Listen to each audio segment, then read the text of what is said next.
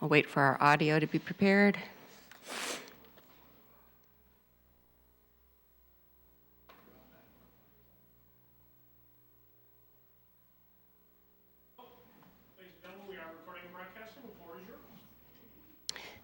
All right, thank you. I'd like to call to order the April 19th, 2023 meeting of the Public Works Advisory Board.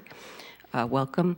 We have a couple members absent today, but we do have a quorum, so we're ready to proceed with our business. Chair Beal, if I could just... Yes, please. If I could take roll call. Jan Goldman. John Irwin. Here. Joseph Ingraffia. Ian Gaffney. Here.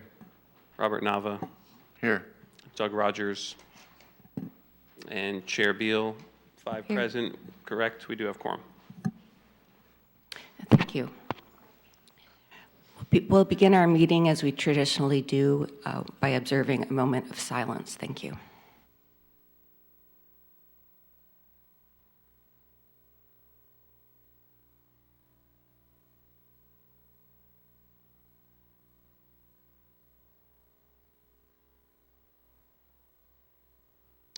And then next, if one of our members would like to lead us in the Pledge of Allegiance. Any volunteers?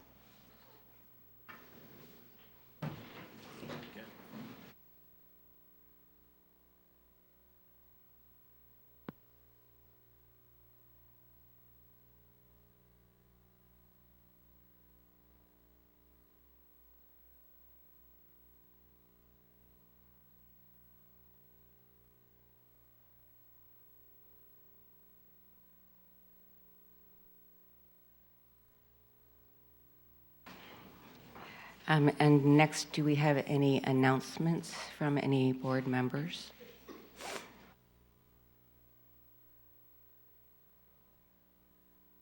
Seeing none, we will move on to public comment. This section of public comment is only for items that are not already listed on our agenda. If anyone in the audience has such a comment, feel free to come forward.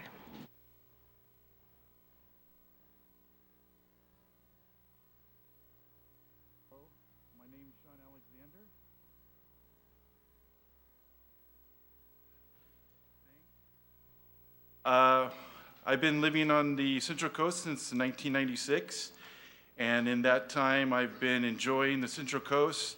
Now at 46, I would like to give back to the Central Coast. I have been growing trees for the past 7 months as a strange hobby, and I've been enjoying it, and I've seen success. I would like to see these trees, if possible, planted somewhere on the Central Coast so they can be enjoyed and do some good. I have 2 Japanese dark pines and 8 coastal live oaks.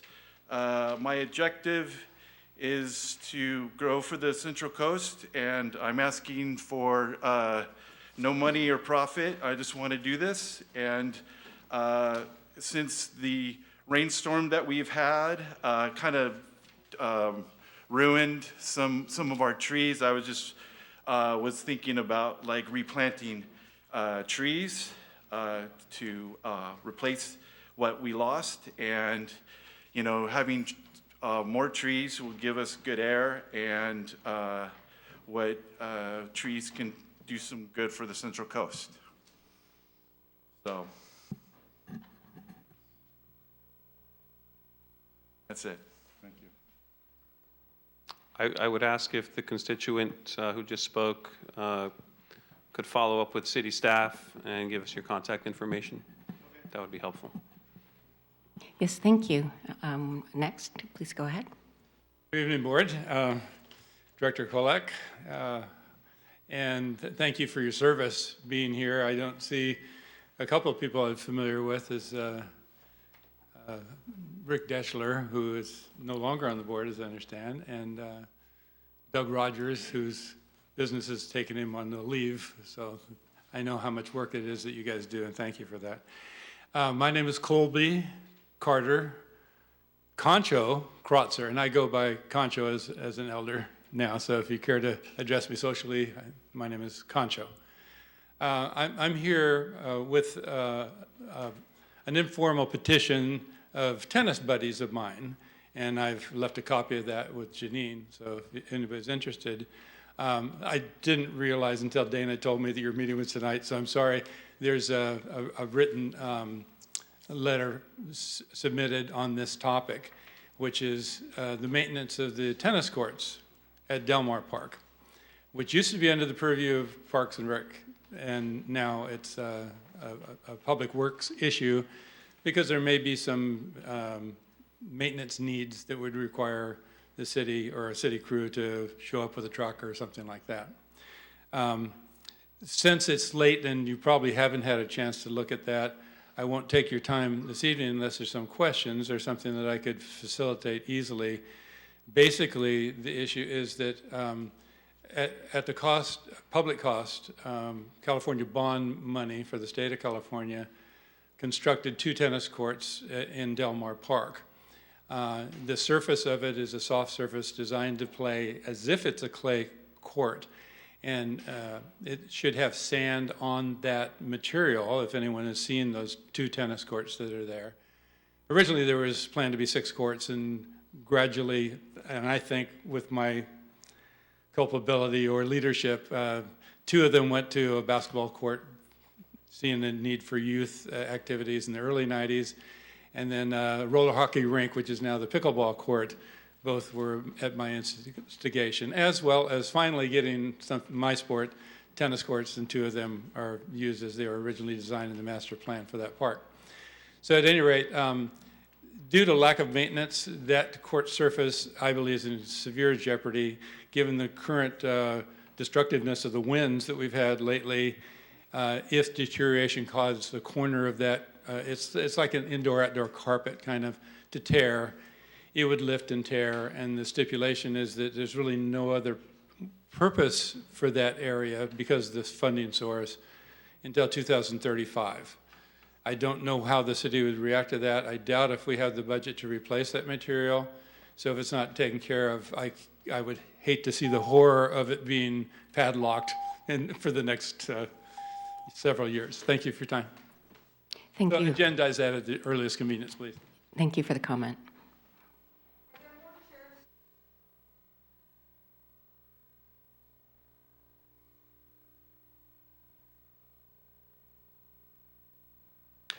Hi. Please continue. Thank you. Hi. Richard Sadowski, Morro Bay, California. We have a grassroots group called Homefront EJ, and I'm going to put this on the camera there. In 2019, we got a community grant to get a handheld air monitor to kick off our project, the Morro Bay Estuary Air Monitoring Project. And we started establishing some baseline air quality data around the estuary in hopes to get first some baseline, we focus on atmospheric carbon dioxide, and we later on were able to collaborate with the Cal Poly Marine Science Department studying ocean acidification. And so right now what we're doing is we also have got 2 interns from College Core, and we're working on establishing that, continuing our project. And we have an urgent need. The meter that we got from the city, and we have some issues with it. And our College Core students are using that meter, and research data goes to the university as well, and we're seeking funding to replace that meter. The meters are $5,000, the ones that we have, and we would like to try to see if we can raise some funds so we can replace that meter and continue our project with the College Core. One of the beautiful things about this is we're able not only to collaborate with the college, but in fact, tomorrow there's a field trip with the science department from the high school, and we're going to be collaborating with them and teaching them about the greenhouse gases, ocean acidification, and how that relates to our beautiful estuaries. So Please, I'm going to leave a couple of these flyers on the back, and if you can, please contact the contact information. There's a place where you can donate, and if you have any questions, I have my phone number on here, and also you could contact ecologistics.org, and then they're our fiscal sponsor. So, and all the proceeds go toward that meter, and just we're volunteers is what we do. You know, that's part of what we do. So thank you, appreciate it. Thank you for the comment. Anything further from members of the audience? Again, this is items that are not already on the agenda. Yes, please go ahead. Thank you. My name's Betty Winholtz, and I'm actually going to speak to item 2 and 3 because I have to be home to work at 6 o'clock. So briefly, I did send you some comments and hope you read those regarding B2, which is about the tree selection at the city park. I'm encouraging you not to make a selection this evening. I gave you some reasons why I thought the recommended ones were not the best for this area, and would encourage you to take the time to look for others. There's no emergency, I don't think. I think we can kind of plant trees whenever, and you certainly don't want to have to plant trees and then take out a dead one and put in a new one and all that kind of thing. So my personal experience, particularly with the purple leaf plum, has been very negative in this area. I'm a tutor, and I used to go over to the high school frequently, and they had a number of them, and they always looked ill.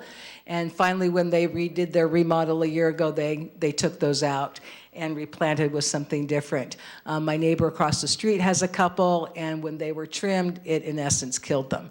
And I've never seen, your pictures are real pretty in your staff report, but I've never seen those in this area that flourishing. So in particular, that one. The other one I've seen around town, and it's done okay. But again, both of these are listed as bushes, not necessarily as trees, or they're labeled as small trees. And what you've removed are trees of stature. And so I would hope you would bring us back some trees that would offer some shade. Regarding the other item, which is B3, which is probably what most of these people are here for, is the connector to Cayucas.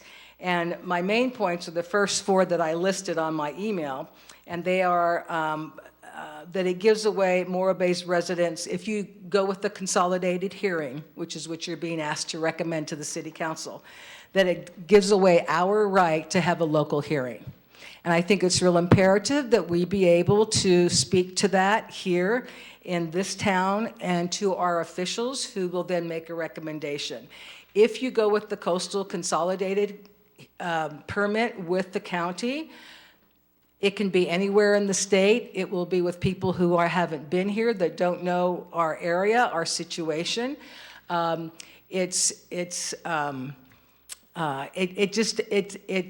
have no enforcement. They said that they were enforced, but that's what they said about the sewer plant, and there was no enforcement. So it's real important for the reasons that I listed, I hope, that because we need to have our own hearing, it eliminates our right for an appeal, it leaves enforcement to the Coastal Commission, which doesn't work, and it undermines Cayucas's right to have their own public hearing as well. So we want to work with Cayucas. Thank you. Thank you very much. Anyone else in the audience? Well, we're pausing for an audio check. No, good evening. Bob Lloyd with AGP Video. We have 3 members that are on Zoom with us tonight, and I don't know if they know the instructions to be allowed to speak. They need to raise their hand so we can acknowledge that they'd like to speak on a public comment. Thank you.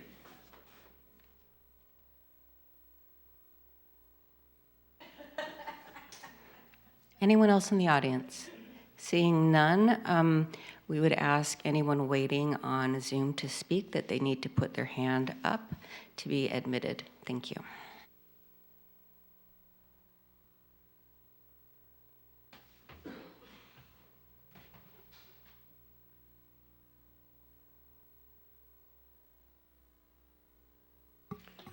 AGP, is there anyone on Zoom for public comment? There are no raised hands at this time. All right, thank you. If there's no more public comment, we will move on to our consent agenda items. We have 3 items here scheduled for recommendation by the board without discussion. If any board member does wish to discuss any of these items, let me know when we get to them. So the first item is approval of the minutes from the February 15th board meeting. If there's no discussion, is there a motion? I'm sorry, Chair Beal. I think the typical protocol here is that you would give your fellow board members the opportunity to pull any of the items off consent calendar. Correct. And then you take public comment, and after that, you would just have one motion to approve all of them at once.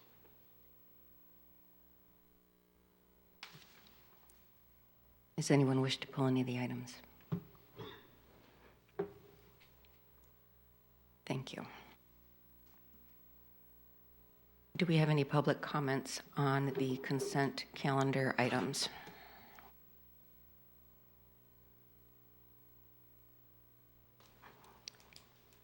Hearing none, item A1, approval of minutes for the February 15th, 2023 I'm board sorry, meeting. Chair Beal, I'll just ask AGP if there's any comments on Zoom.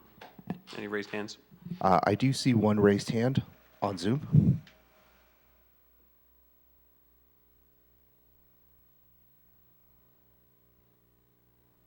We'll take that comment if that person's on. Mr. Carl Levy, you are approved to speak. Yeah, okay, thank you very much. I don't know whether the consent calendar, you're talking about the connector trail as well, but can I speak about that? That will be coming later in our agenda. Okay. This Well, item is... I'll raise my hand then. Okay, Thanks. thank you. Any other public comment on the consent items A1? Hearing none, would anyone like to proceed with a motion?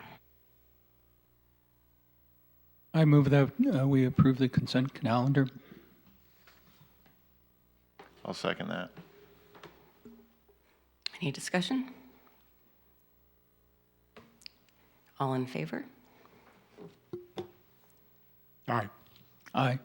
Aye. Aye. Aye. The vote's unanimous. The meetings from the February meeting are approved. We'll next move on to item A2. We have a request per our procedures for a board member to have an excused absence. I'm sorry, Chair Beal, pardon the interruption, but that was already just voted on as a group of consent items. So A1, A2, and A3 were just voted on together. And if that wasn't clear, perhaps we should take one more motion for the full group of consent items. And that way it's clear for the minutes.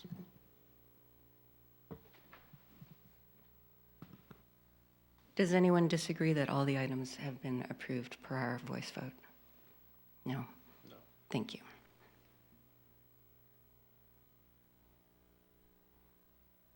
Moving on to business items, we have B1, Public Works Department highlights. Is there a presentation? Thank you, Chair Beal. There is a verbal presentation. Apologize, I didn't have time last week to put anything written together, but well, first of all, thank you for your patience with staff. We've been beleaguered with work related to storms. It's hard to believe that a month ago this was still a very wet place. We had some pretty big storms roll through on March 10th and some subsequent rain. And that kept staff busy, and therefore we decided to cancel the PWAB meeting last month for that reason. A couple of announcements. We do have an Arbor Day event planned for this Saturday. If I'd ask Derek Hansen to come up, he's our Engineering Tech 3. And Eric can give us a couple of details, but I'll mention that last week we did have an Arbor Day event where we planted trees in the Lila Kaiser Park parking lot, and that event was a success.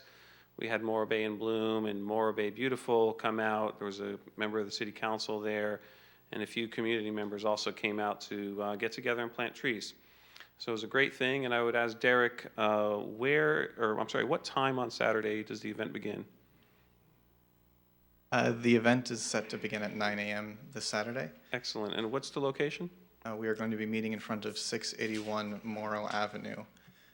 As a note, that is a small medical center with a small parking lot in the front of it. Anybody who's participating in Arbor Day, we ask that they park on the street to leave the lot open, available for patients. Thank you. And how many trees are we planting? Planting 5 trees.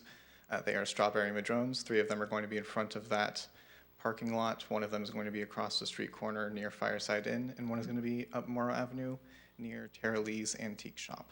Excellent. Thank you, Derek. Appreciate that and appreciate you leading this event. This opportunity to volunteer is open to the public, so bring a shovel if you do come. If not, we might have an extra one handy. So I hope to see everyone there. And thank you, Derek. I have some flyers I will be leaving by the door. Thank you. A couple other items I wanted to announce that while we have everyone in the room here, we are planning our next PWAB meeting to be in a different location for the month of May. That location will be the high school. The high school and staff spoke recently. They are perhaps or arguably one of the biggest stakeholders for the 141 Main Street intersection improvements project that the city has been working on maybe for 20 years and is finally coming to fruition. Just as an update, we still are in the environmental phase of that project. We're wrapping up the cultural segment of that environmental, and we're getting some direction from Caltrans. We will spend that meeting at the high school talking to the PWAB about what the 3 options for that intersection are. And I'll just say right now that the options are to put a roundabout there. The second option would be to put in a traffic signal, actually 2 traffic signals, one for the ramps and one for the intersection itself. And then 3, to do nothing. And so I know that there have been many safety concerns raised about student safety. And so we plan to get some feedback from the students, but also from their parents as well, as I think that'll help the PWAB consider this question, and also it will help inform the City Council when they are faced with this decision. We're anticipating the first meeting of June. I think it's June 13th, but I don't remember the exact date. So this is exciting news. We like these kinds of collaborations with external partners. Prior to the PWAB meeting, staff and our consultant will be meeting with representatives from the Student Senate from Morro Bay High. So very exciting. We'll see you all at the high school at the next meeting of the PWAB. It's starting to get busy out there in terms of tourism. You can see now on Thursdays that there's many tourists in town, and the downtown and Embarcaderos are bustling with activity, and so we are staffing up we'll be staffing up soon with additional part-time staff to handle the additional maintenance needs, so that's just a heads up. We are currently in the middle of our budget process, where we'll be proposing our operations budget for the public works, for utilities, for maintenance, engineering, but also our capital budget. And so stay tuned. That should be coming out sometime in May. Be happy to take questions offline if there's any PWAB members that are interested in what kinds of projects we're proposing. I don't have a full list here with me today, and I think it would probably be premature to talk about that today. Also, this was not agendized as a budget discussion, so we should limit comments about that because there are going to be full public hearings on that at the end of May.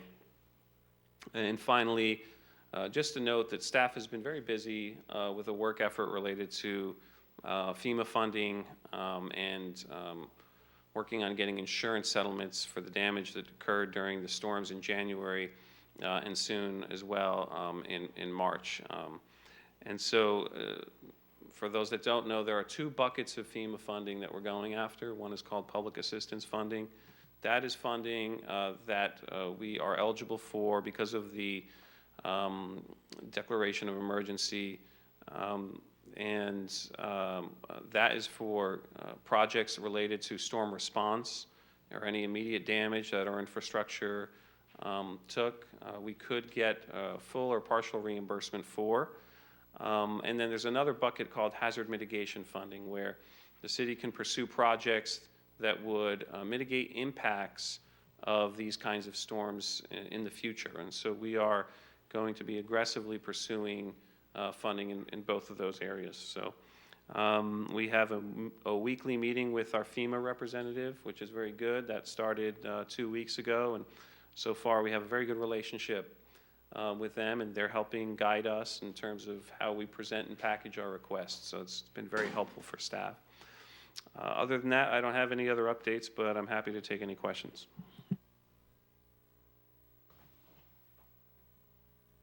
With respect to the intersection at 41 and Main Street, does that mean, we're assured the funds, that everything is in place? I wouldn't say we're assured the funds. SLOCOG has a commitment to give us, I believe, $5.89 million, but that was on the supposition that we would be putting a roundabout there. We've been clear with SLOCOG that we don't know if we're going to put a roundabout there. That's ultimately a decision for the city council. If we choose a different alternative, we may get some of that money. We have an estimate of maybe half of the money, which could be okay because, if we do a traffic signal there, it should be cheaper. But that is ultimately at the discretion of SLOCOG. So we'll be working with them once we have a decision from our city council on what kind of improvements we'd see there.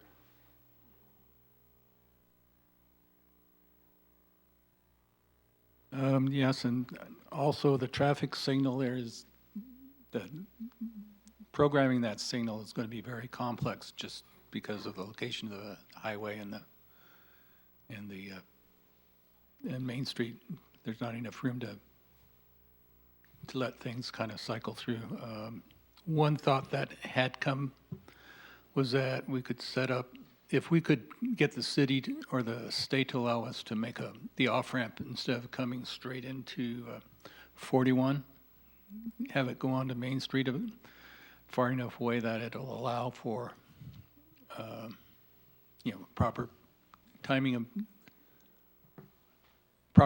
That would be something to consider, but it gets into state maintenance funds and stuff like that, which would have to be thought about. I'm told, Board Member Irwin, that this is something that we did explore, and it was rejected by Caltrans.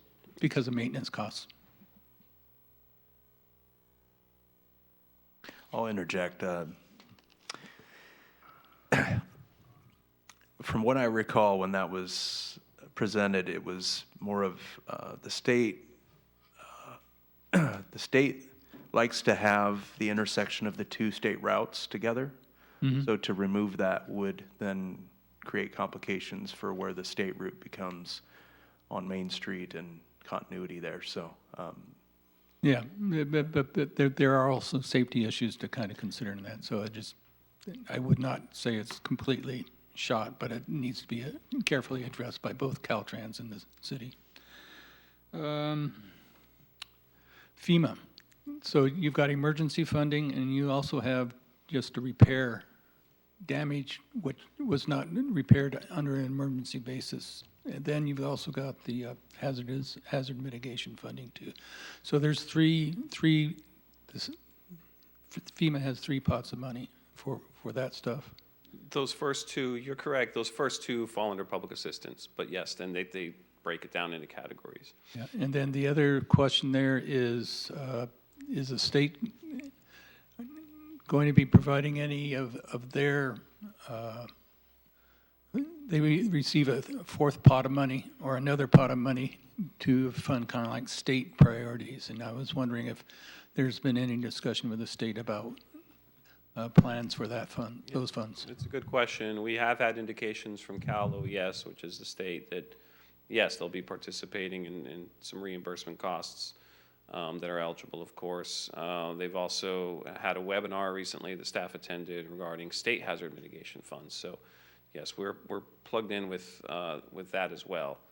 And again, we're going to be submitting everything we can to not only recoup costs from the damages that we experienced at the storms, which we're now looking at, ballpark $16 million but so that we can put together future projects to help prevent some of the damages. Great. Let's see, other issues which I was hoping for something on is pavement maintenance. I know we're working on the dig out, and what about the residential street project? When is that supposed to be ready for looking at? Correct that we completed the dig out project, almost complete. I think we're still waiting to do South Bay because the base under South Bay was still saturated from the storms and the runoff from the hill there. But our next project, which is this current fiscal year's project, which may actually start next fiscal year, is to do sealing over those roads that we've already performed dig out work on.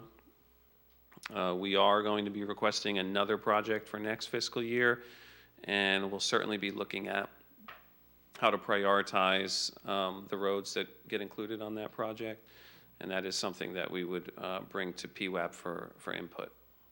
Has there been any look at emergency pothole repair? Because I know there are certain streets out there where, you see the dirt is on top of the pavement now rather than underneath the asphalt in several places like Elm and Greenwood, and I was wondering what, is there a program there for, controlling the potholes? We're putting a budget request forth for the Public Works Department to have an on-call road repair service for those sorts of scenarios for next fiscal year. Okay.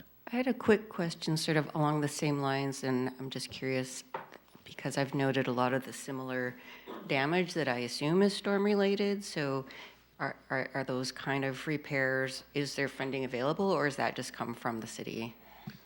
Potentially, if we can identify that the storm caused the damage, then yes, that would be eligible. One of the difficulties staff has faced is that many roads, particularly in North Morro Bay, are already pretty deteriorated. And so it weakens a case to request reimbursement based on storm damage because the maintenance of those roads has frankly been insufficient over the years.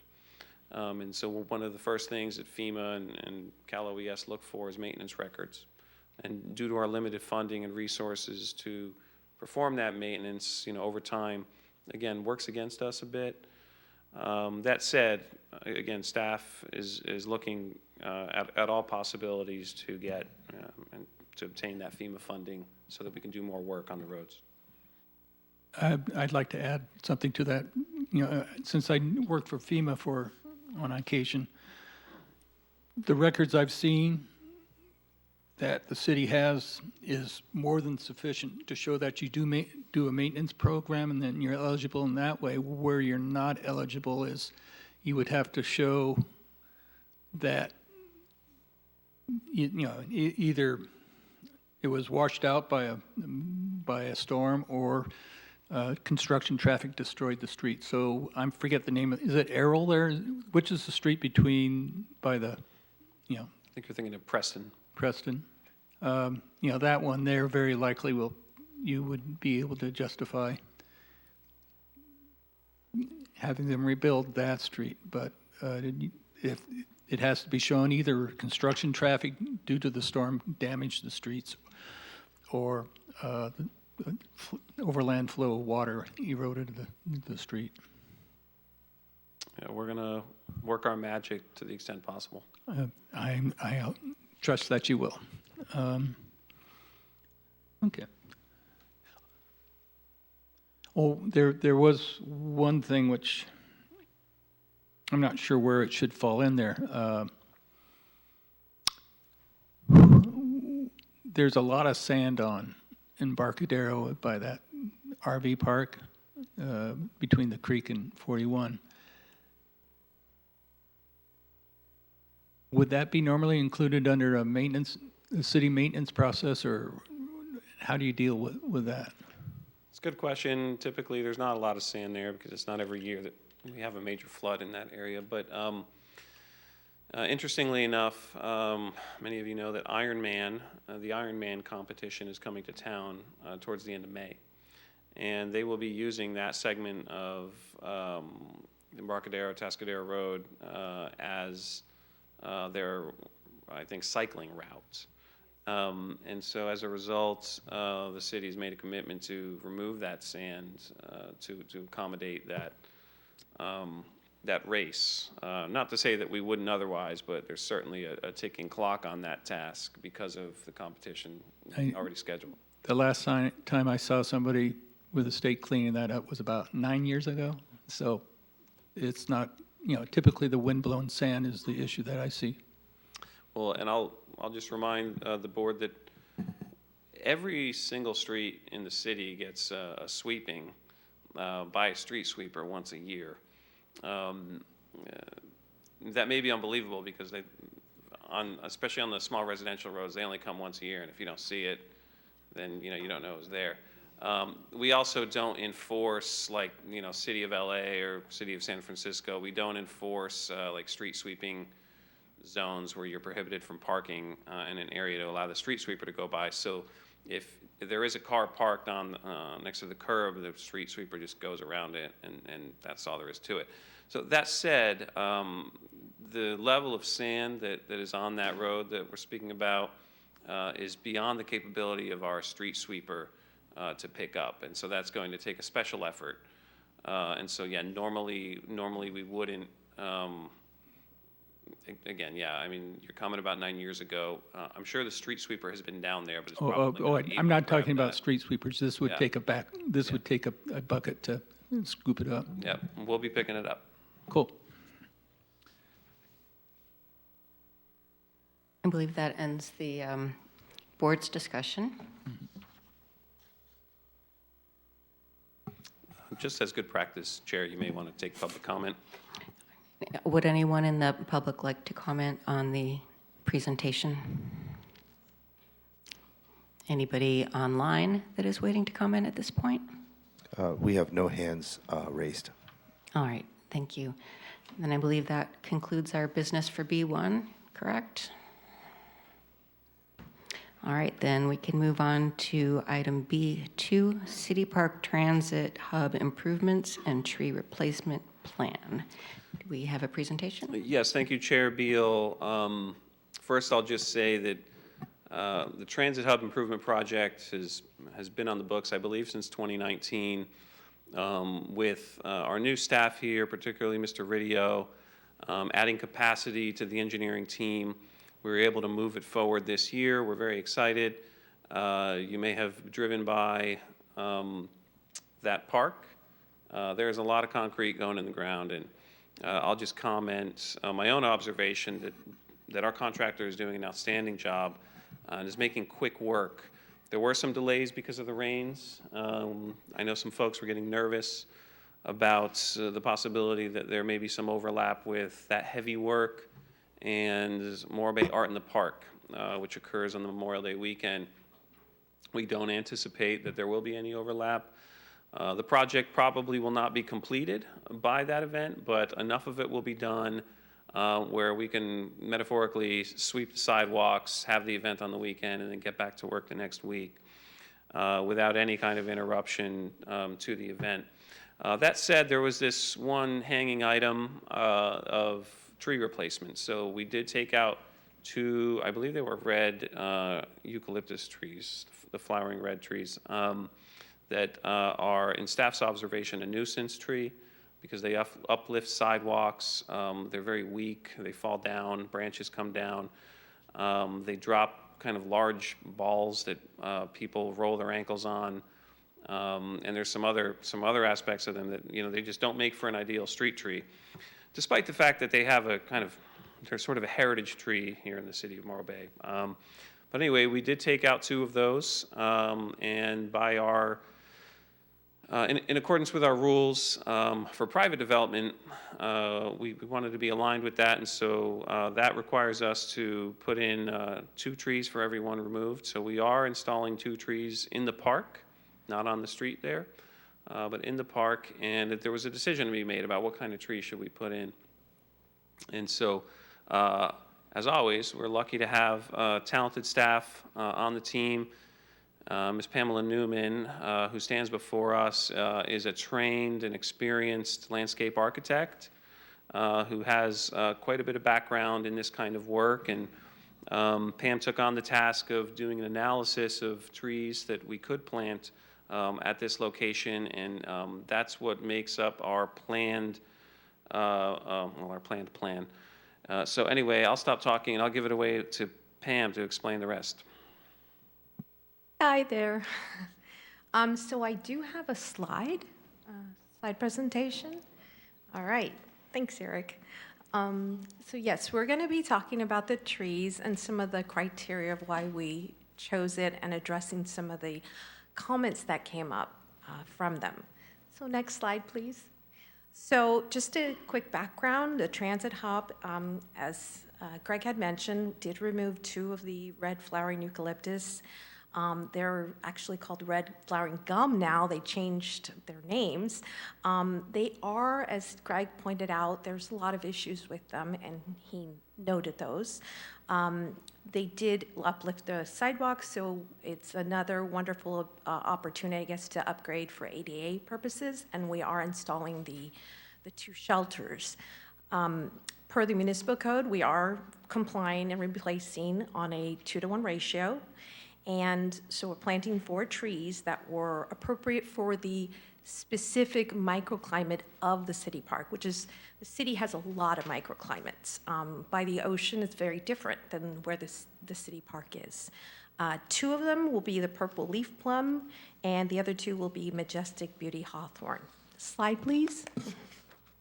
So this is kind of the overall plan that shows the updates and the location of where we're proposing the trees. It gives you a quick image of what the purple leaf plum looks like. It's a deciduous plant, and its leaves are purple, as the name indicates. And they do fall during the winter, but during spring you have these, similar to a cherry blossom, little flowers. And they are very popular. Actually, they're seen throughout the city. There's a few right outside here. There are a few throughout the city, and I did take some pictures to kind of show that depending on where they're planted, they actually do quite well. That's going to give some color. And then the Indian hawthorn is an evergreen, so it's always green, but it also flowers throughout the year. So there will always be flowers there, and we have some of those throughout the city as well. Next, please. So this is a bit of a criteria. There's a picture of what the park kind of looks like now without those giant eucalyptus, so you can kind of see there's a lot more space. The reason we pick these trees is because they're considered ornamental trees, and they are defined by, the horticulturalist and the arborist as a tree. They can be used as shrubs, but these are specifically tree pruned, and they are technically trees. So the colors on the leaves, the reason we picked them is because they have color, obviously. They are lower growing trees because they're considered ornamental trees. So they're very different than what's being planted there, like the large pines and the eucalyptus. We wanted that because right now, if you see the picture, the trees are incredibly tall. They're pine, they're a very type of tree, but right now you kind of have this tall kind of gate. So we wanted to add a little bit of staggering to give a little bit of diversity within height as well. And we placed them around the seating area because as people sit, something that's short, it's going to be even shorter. It's not going to seem as short to them. We did, again, pick these because they are appropriate for the microclimate at the park itself. And we wanted these species, they are throughout the city, but they're not at the park. So we wanted to make sure and introduce that for diversity.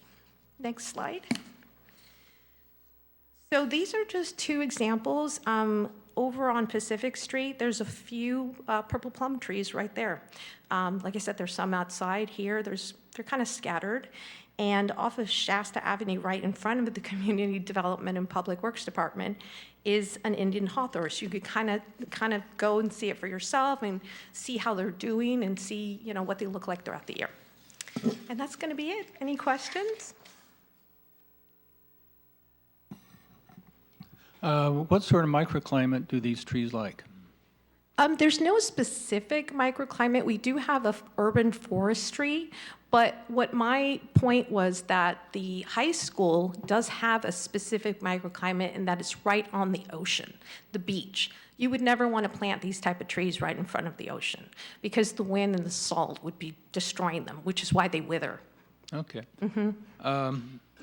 And the other thing I was curious about was wind. We're going to get our 30-mile-an-hour winds out there on afternoons, which will, how would these trees have any appropriate ability to provide windbreak? They're ornamental trees, and by design, they're lower, so they don't have that kind of, I would say, tall, skinny, thin tree where they would easily get pushed. But they handle winds like any regular tree. They're not specific. They're not weak like a maple or a Japanese maple is very thin. That's not what this is.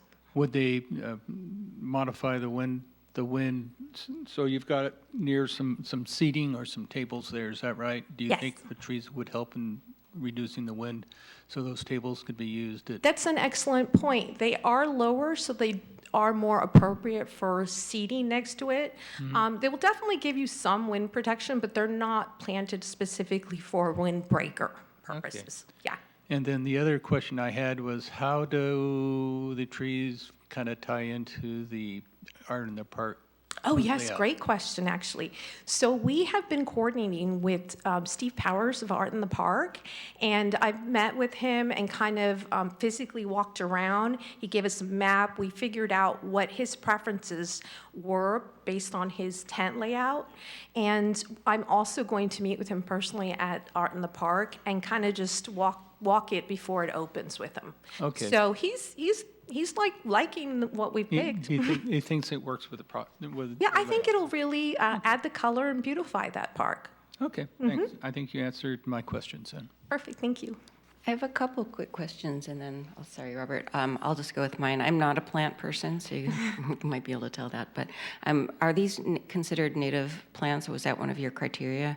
And No, then- it's not, sorry. None of the trees pretty much out there and throughout the city are native. Believe it or not, a cypress would, but it wouldn't be appropriate there. And then just when you mentioned in the criteria for the trees not selected, some were considered too large, and I just was curious what that criteria, or why that was a negative thing, because there's no power lines, right? Was it more just aesthetics that It's drove that? aesthetics, correct. We have a lot of large trees at that park already, so there's no diversities with height. I mean, if you kind of even look at a small scale like a garden, you'll notice that to create a nice look, you're going to have some staggering, so it doesn't all look like a fence. We want to basically incorporate that, and also color. There's really no color there. Thanks. Go ahead, Robert. I had a question, noting that the trees are going in with the project for the bus stop. Is there a plant establishment that's part of the contract so that the contractor will be taking care of the trees as they mature, or will that be on the city? No, so the construction part is only for that. The contract is only for the installation of construction. The maintenance would revert back to the city. However, I believe there's a year warranty in place for most construction. So the tree would have the same, it would have the same requirements if something was to happen within a year. Will there be a temporary watering system that goes in with the trees that has to come out? There's an irrigation system already in place, and the grass there, so when you have grass, you have to have spray irrigation. You can't have drip lines. They could add a drip line, but spray over covers everything. So it's basically going to get watered no matter what, because the spray is already there. Does spray put the water deep enough and to encourage deep root growth, or is it possible that the spray would Yeah, no, you make a good point. When a tree is getting established, they do recommend to add a little bit more water, and we do have maintenance go to that park regularly. So that is likely going to be something that they're going to have to do until it establishes. That would be at city's cost? That extra maintenance would be at city cost? Yes. Yeah, it would be part of the maintenance that they would do. And just to clarify on that question, with existing maintenance staff, so no additional labor costs, just whatever the cost for water is. Okay. I have planted both of these trees, hundreds of them in the county. I do think they're good choices. I do have a few issues. The Raphiolepis, I do feel, is a lot of maintenance involved to keep that kind of, the canopy correct. Was the ornamental pear thought about as well as the ornamental plum? And then, Sorry, yeah, well, here's the problem. Nurseries don't have the pear available. We looked at 3 different nurseries. So some of those, we looked even at Ceanothus, Ray Hartman. That's throughout the city as well. But we were not able to obtain those. They're not available. So we did look into it. they are available in Paso, of nursery. Oh, in that I know. Paso? Which specific nursery? It's from Forest Nursery. Oh, They're- okay. I can give you that information. Yeah, I'm They're- pretty sure they're I called Paso them. Yard. Okay, I'll check in with them again. Maybe they got them in recently? Yeah. Maybe. But also, I know one of the issues with the ornamental plum is usually, like I think Ms. Winholtz said, like with some fungus and different things like that. And that generally is from the overhead watering. So if it is going to be hit with a sprinkler, then we would want to definitely monitor that. And I mean, ideally, we're hand watering those. They shouldn't really need a lot of water. I do think they're good choices. I mean, that's what I would say. And then also, because it is a windy area, definitely, and I assume with the project that they'll have like staking, but the plums need to be staked for sure. Absolutely, yeah, Yeah. yeah. The ornamental trees, yeah. But I think that they're good choices for that area. Like I said, I would just say the Raphiolepis is, a lot of maintenance, as I'm sure your people know, cutting the one in front of the city all the time. So, Yeah, yeah. Right. And yeah, no, you bring up a really excellent point as far as the trees we looked at. So we did have other trees, like I said, and the nurseries we asked either had 5-gallon in that tree, which is, we're not gonna plant that, it's like a little tiny leaf, or they didn't have them in stock at all, and they couldn't guarantee when we would have it, and we need to make sure to have something to present to you guys and, have an idea for the public. Yeah, I think I planted like 10 of them in November or December, so I mean, it could be that they're You took them all. out of No. maybe, but, I think the ornamental pear would be a good It would be beautiful. with We looked the- at that, with the yeah. plum, but I mean, I would be more of plant 4 plums than the Raphiolepis, personally. I do like that. We did take a look into that. One of the things we do, even though we propose it, is we go to the nursery, as you know, in landscape architecture, you go out and you look at the actual plant itself. And if their plants are not up to quality, then it wouldn't be unusual for us to say, yeah, we're not paying for that. Okay. It looks like we've concluded with the board questions, so we'll go ahead and see if any members of the public would like to make a comment. Thank you very much for your presentation. Thank you.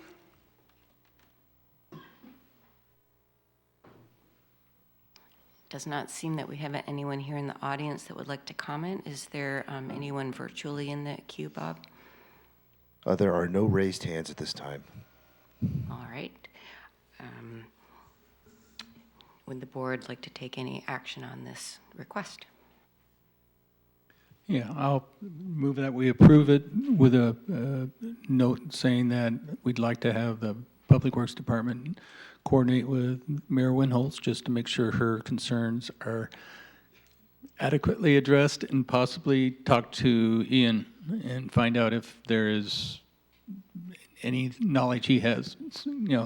He has knowledge about this area that maybe we can locate something which is, maybe, was it the plums? No, it's not the plum, it's the pear. Ornamental pears, or if he has any source for them. And by way of clarification, the constituent is not the mayor. The constituent that spoke is not the mayor. That's Mayor Wixom. And, the action that we're requesting here is any input on our plan. And I do think we received some good input, and staff can follow up with Ms. Winholtz and with Mr. Gaffney as well. Yeah, that's fine. So to Okay. clarify, you are not seeking a motion or a recommendation? Not seeking I forget, thank what did we you. say? We said review and provide input. So yeah, we're happy to take input from the PWAB at this point. It sounds like we already got some, but if there's more, we're here for it. Any further input? And I think we have concluded B2.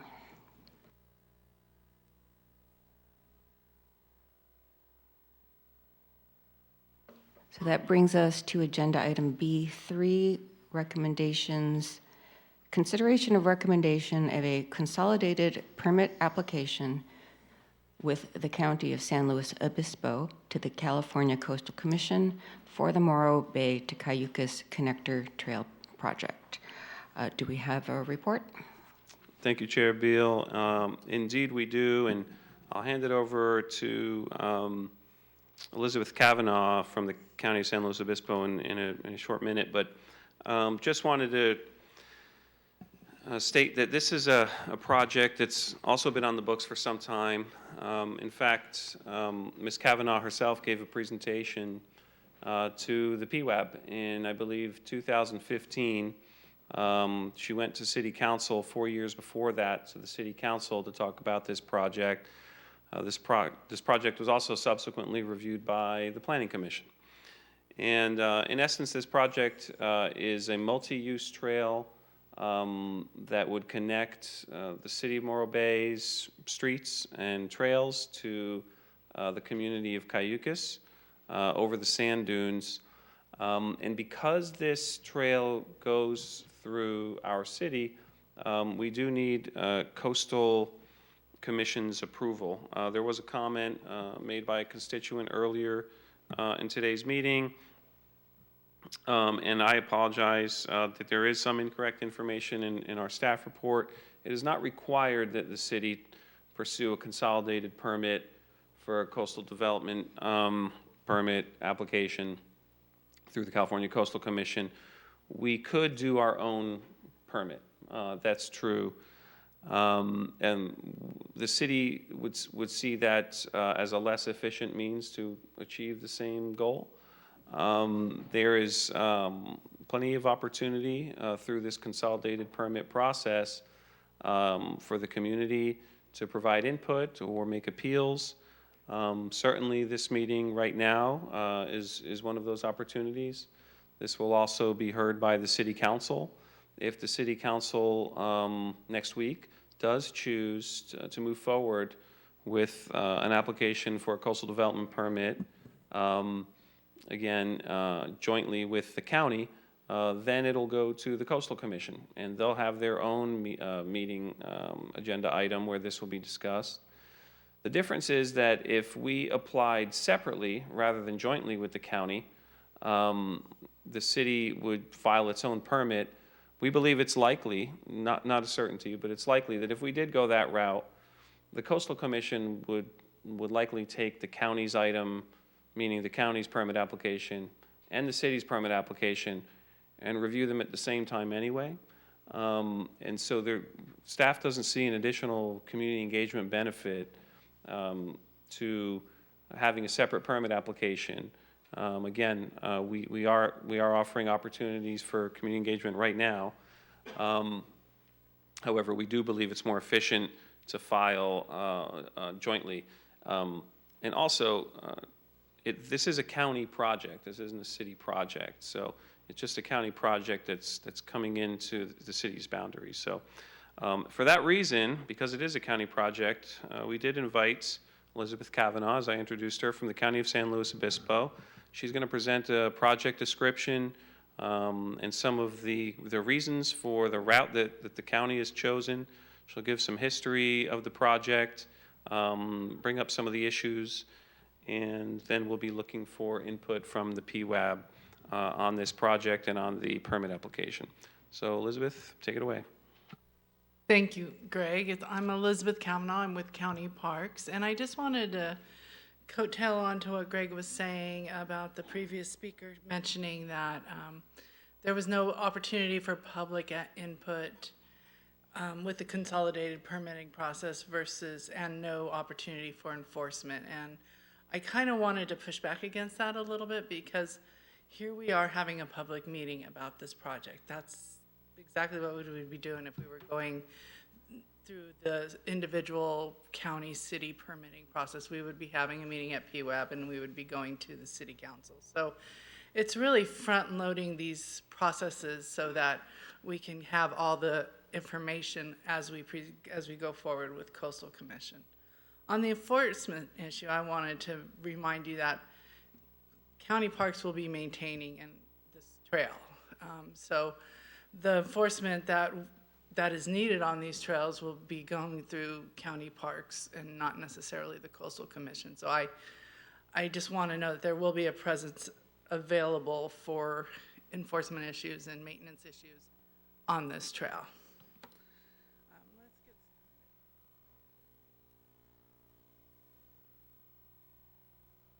I'll be patient. I just want to mention that this trail's been around since 2009 as a project that the county's been working on. It's been a long haul, and one of the biggest delays was the recent acquisition that the city and the county did of the property from Chevron, and that really brought this project up into the forefront, and we were able to move forward on that, knowing we had the ownership of the property. So the Morro Bay to Cayucas Connector Trail is about a little over a mile trail, a new construction trail that will connect Morro Bay to Cayucas along Dog Beach. That's the new construction piece. Now the actual, as it bleeds into the communities north and south, there's also going to be some sharrows that we're going to be providing and some wayfinding signs in both Morro Bay and Cayucas. Going to be 12 feet wide, and that doesn't include the side drainage and some of the profiles that I'll be showing you, but the actual trail will be 12 feet wide. We have a 200-foot bridge going across, well, 180-foot bridge going across Toro Creek, and then there's 4 smaller bridges on some of those drainage ways that you'll see on the site if you go out there. This project is aligned with your bike and pedestrian master plan. It's one of the higher ranking projects in there with a 94. And because it's been around so long, I kind of want to give you an update on what's going on. Here we are, last year, we got construction funding for this trail through the Active Transportation Program. So that is a big milestone that really is pushing us forward to get this project done because we can build it. We actually have the money to build it. Here we are asking for recommendations for consolidated permit.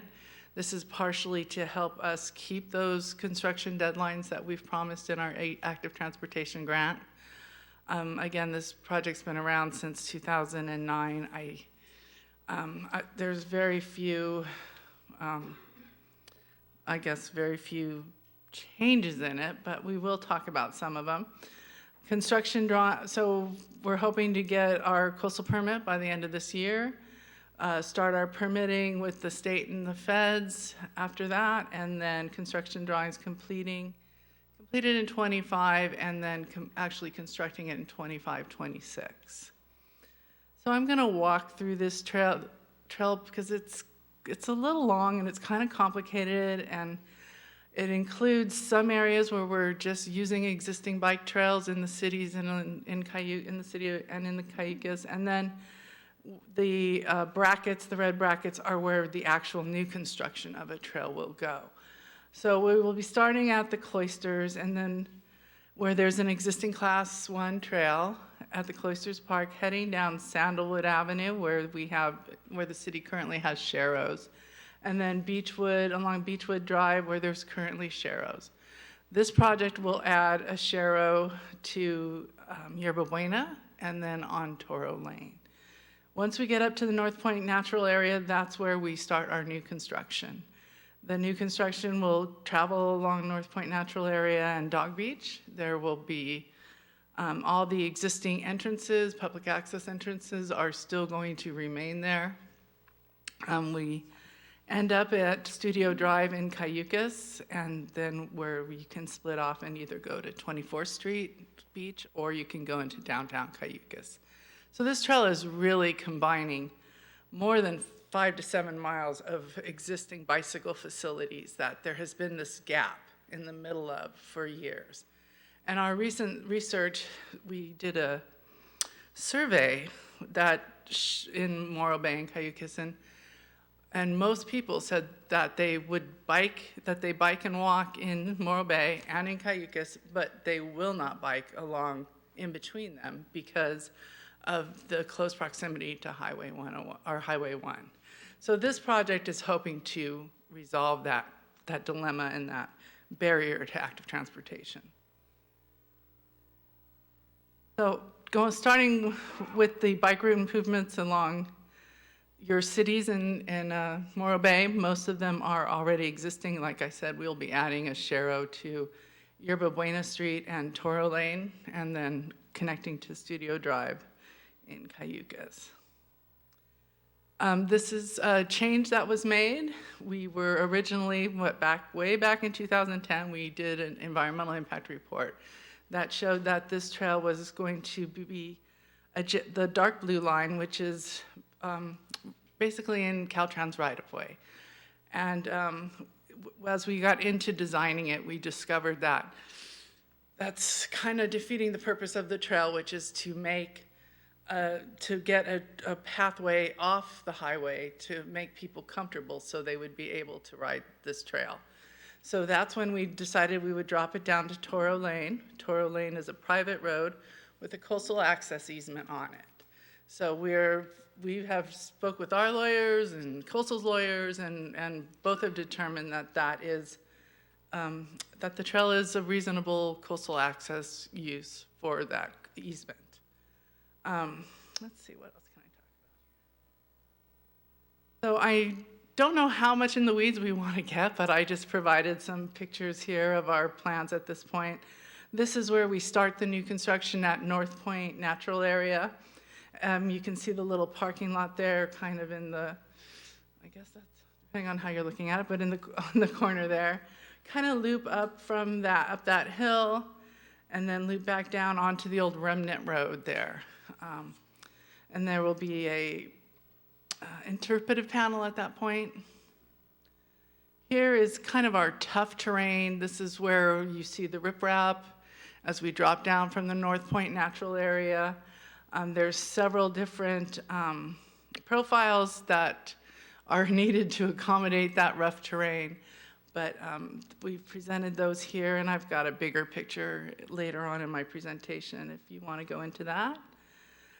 Here's one of our profiles for the tougher terrain that's in that area, that riprap area.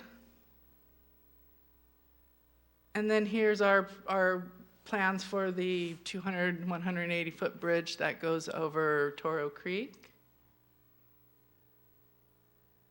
And beyond Toro Creek, we're mostly on the sand dunes with a pretty simple profile.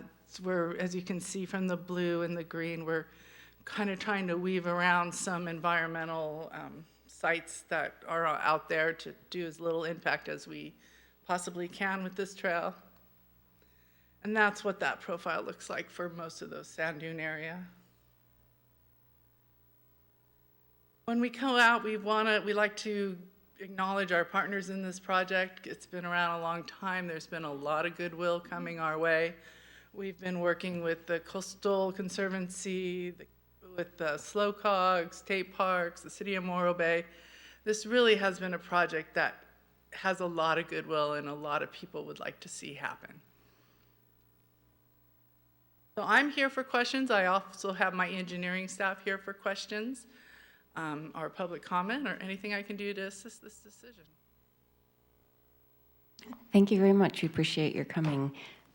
We'll start with any questions from the board. Yeah. I was curious, so you're saying that based on what the attorneys have, there won't be any issues about using Toro Lane for the bike path then? I jump in there. I don't think anyone's saying there won't be any issues, but there seems to be some concurrence between Coastal Commission attorneys as well as County Council that if appealed, there's a feeling that there's significant justification based on the use and other precedents that the project would be able to move forward. Okay, that sounds reasonable. What's the maximum grade you're going to have on this bike path? The bike path is designed to be ADA, so I think, I've got my engineer up here, is it 8%? Less than 5%. It doesn't look like the proposed route through the North Point parking lot area is going to meet that criteria, so you may have to look at that some more. Also, if you've ever been to North Point, when in the summer their parking is at a premium, so you don't want to do anything which is going to deteriorate or be bad for parking. And then another issue that pops up in my head is when I walked in that area there, I've walked down the old road there, and then I have to figure out how I want to fall down the cliff to the beach. And are you going to be providing any way to get down to the beach near Toro Creek? We are not providing any additional ways down. We are saving the existing ways down. There is no real way down at Toro Creek, from what I can tell. Yeah. There is no official way down on Dog Beach, period.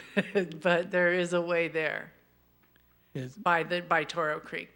So you're. It's my favorite way to get there, to be honest with you. Yeah, well, yeah, I know. But so then, is there any ADA liability issues with that? And that, if you're saying, it's there, you can go down it, is there going to be any ADA or The purpose of safety this issues? project is to connect a gap in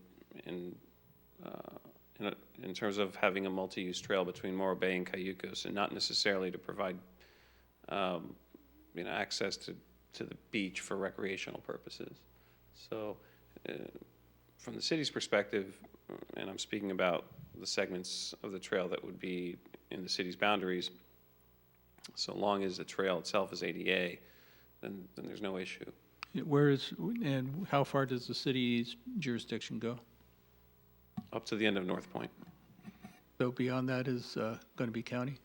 Yeah, well, we do own the Dog Beach, although I believe it's still outside the city's boundaries. I'd have to check on that. Yeah, it is. Yeah, so the city owns the Dog Beach, but it is outside the city's boundaries. Presumably, we have some liability there if anything happens. Okay. So, So, and And I just want to address the ADA issue also, that there's, in the years that I've been out tooting this project, there's been a lot of response about how great it will be to have the ability for somebody in a wheelchair or somebody who's impaired in walking to have a smooth, safe place where they can walk and continue to walk on the beach into their older age. So I see this project as adding an ADA accessibility to the coast. yeah.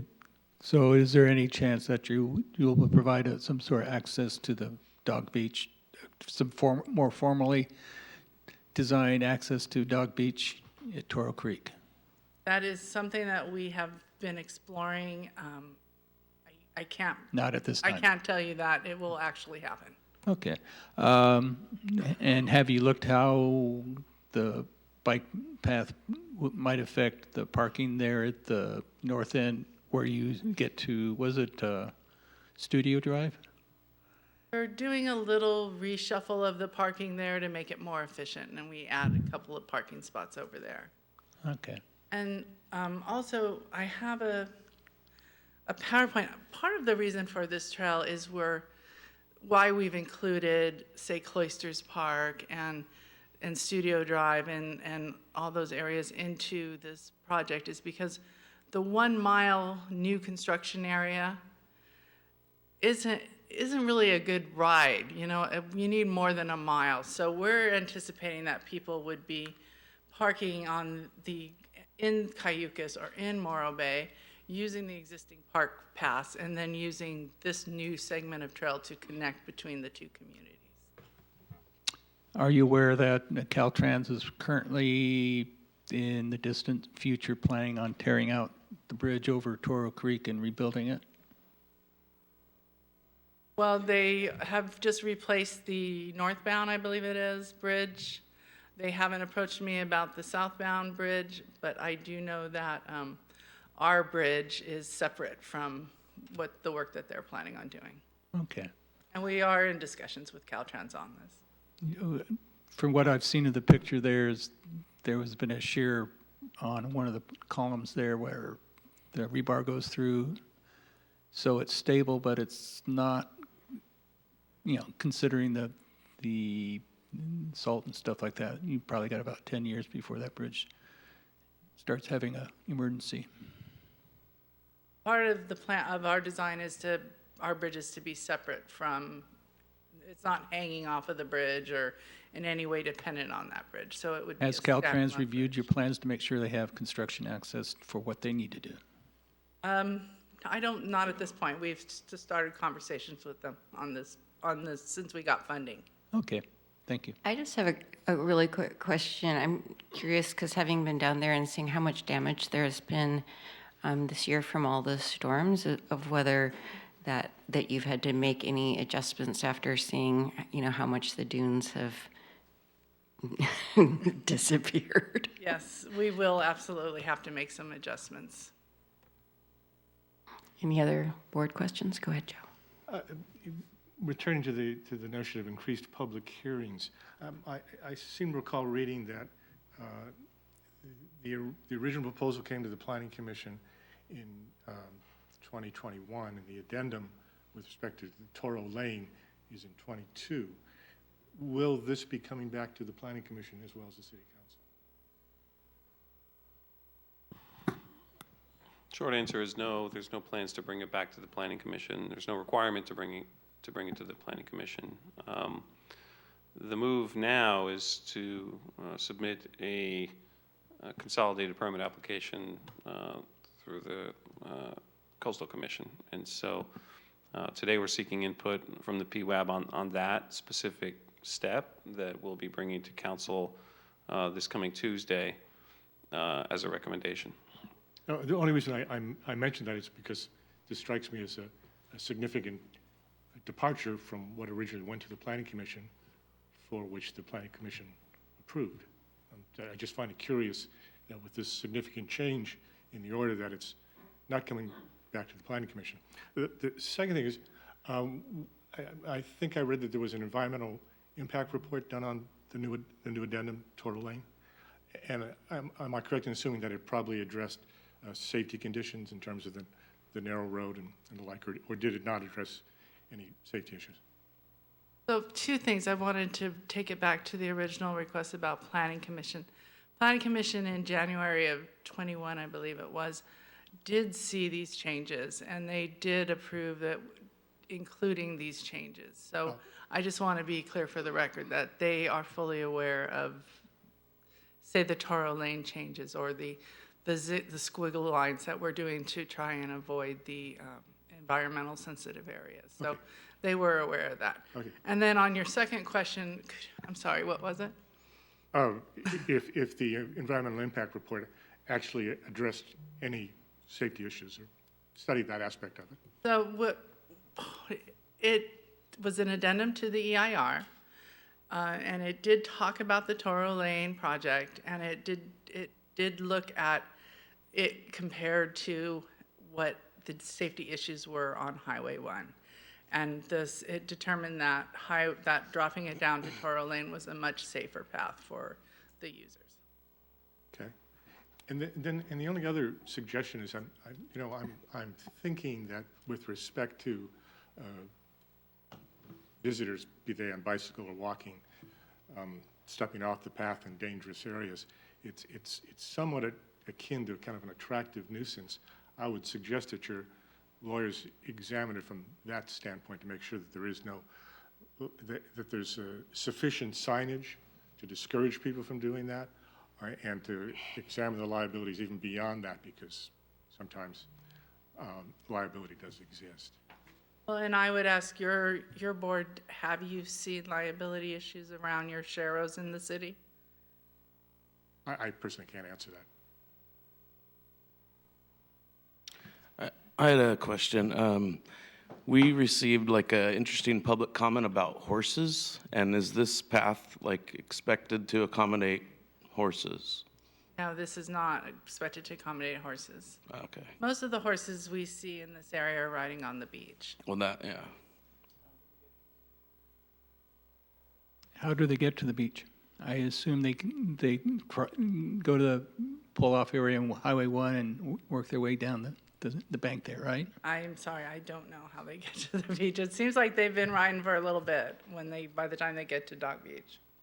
Would they be prohibited from using the multi-use bike path? Yes. There'd be signage.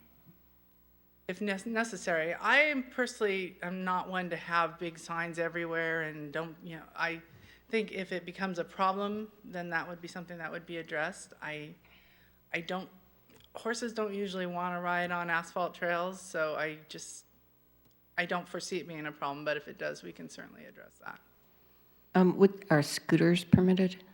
Or have you not gotten into that much detail? So, state law says that you have to allow e-bikes with a certain size motor. So we would honor that state law, whatever that criteria is. Other than that, the discussion about golf carts and other things, right at the moment we're leaning towards a no. But there's not a hard and fast rule at this point. Are all those different uses considered in the EIR? No.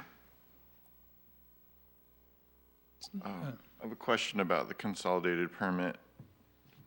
Does that prohibit or impact the discussion of alternative routes going forward in the design if the city does choose to join the consolidated permit application process? Would there still be any room for the city to have input on alternatives, for alternative alignments? Well, yes, the city and the county have been great partners in this project, and I anticipate that we'll still continue a dialogue along with this project.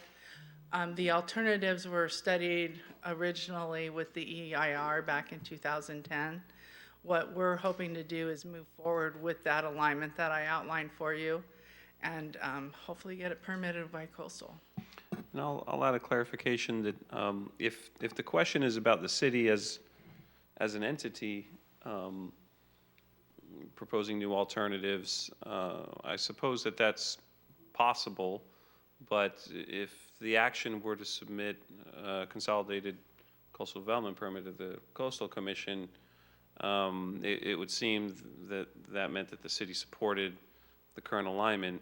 That said, the Coastal Commission has an appeal process, so if the city were to file or submit a coastal development permit application through the Coastal Commission with the county, members of the public could appeal that item and be heard at the Coastal Commission. And one basis for that appeal might be the route. Then going back to my alternatives question, I had the route that uses Toro Lane.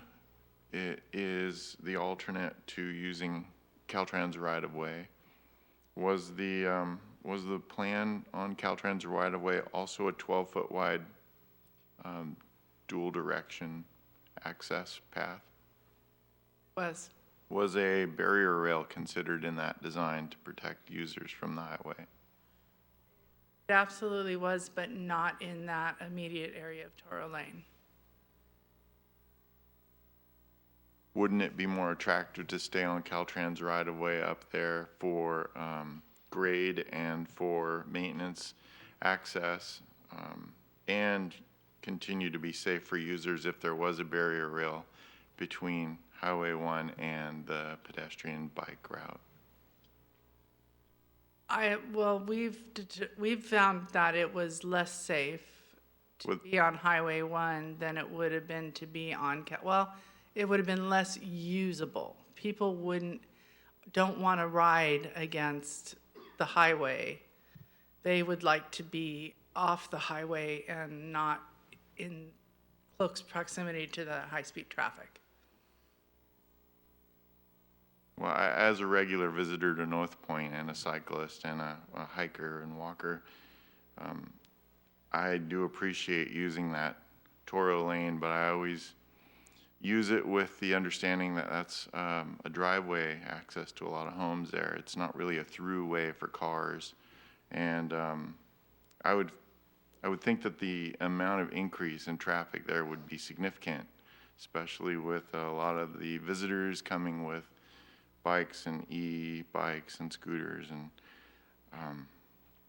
I'd be concerned that the increase would cause safety concerns there, especially for the residents. We have Toro Lane that is got driveways only on one side of the road. Will be a sharrow, so there'll be plenty of navigation room. It is a far better user experience than it would be against Highway 1. I agree. I ride both Highway 1 and North Point. And I don't know the type of rider you are, but I know in the trails business, we say there's two types of bike riders. There's the type that will ride on Highway 101 up the grade. They're fearless, and that's about 10% of them. And then there's the other rest of us who just kind of cringe a little bit of driving next to somebody going 55 miles an hour. I'm both types. Okay.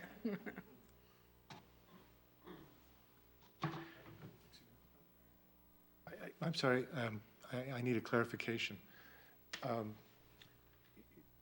Your department has decided that the use of the Toro lane is safer than moving the bike trail to the Caltran right-of-way.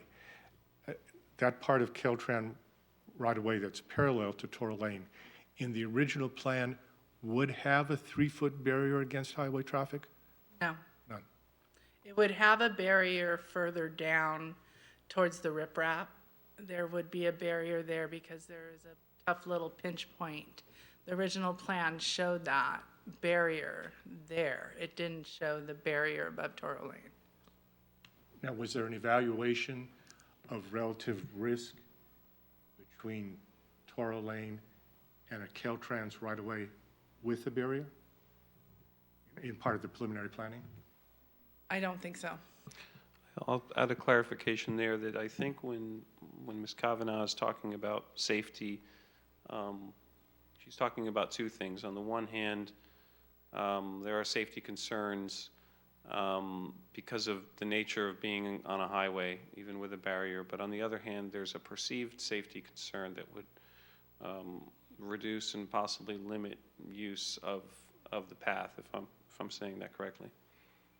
Yeah, I'll go back to that that survey that we did with 150 residents in Morro Bay, and they, again, 90% of them said they ride bikes and walk within Morro Bay, and only 10% would ride between Morro Bay and Cayucas.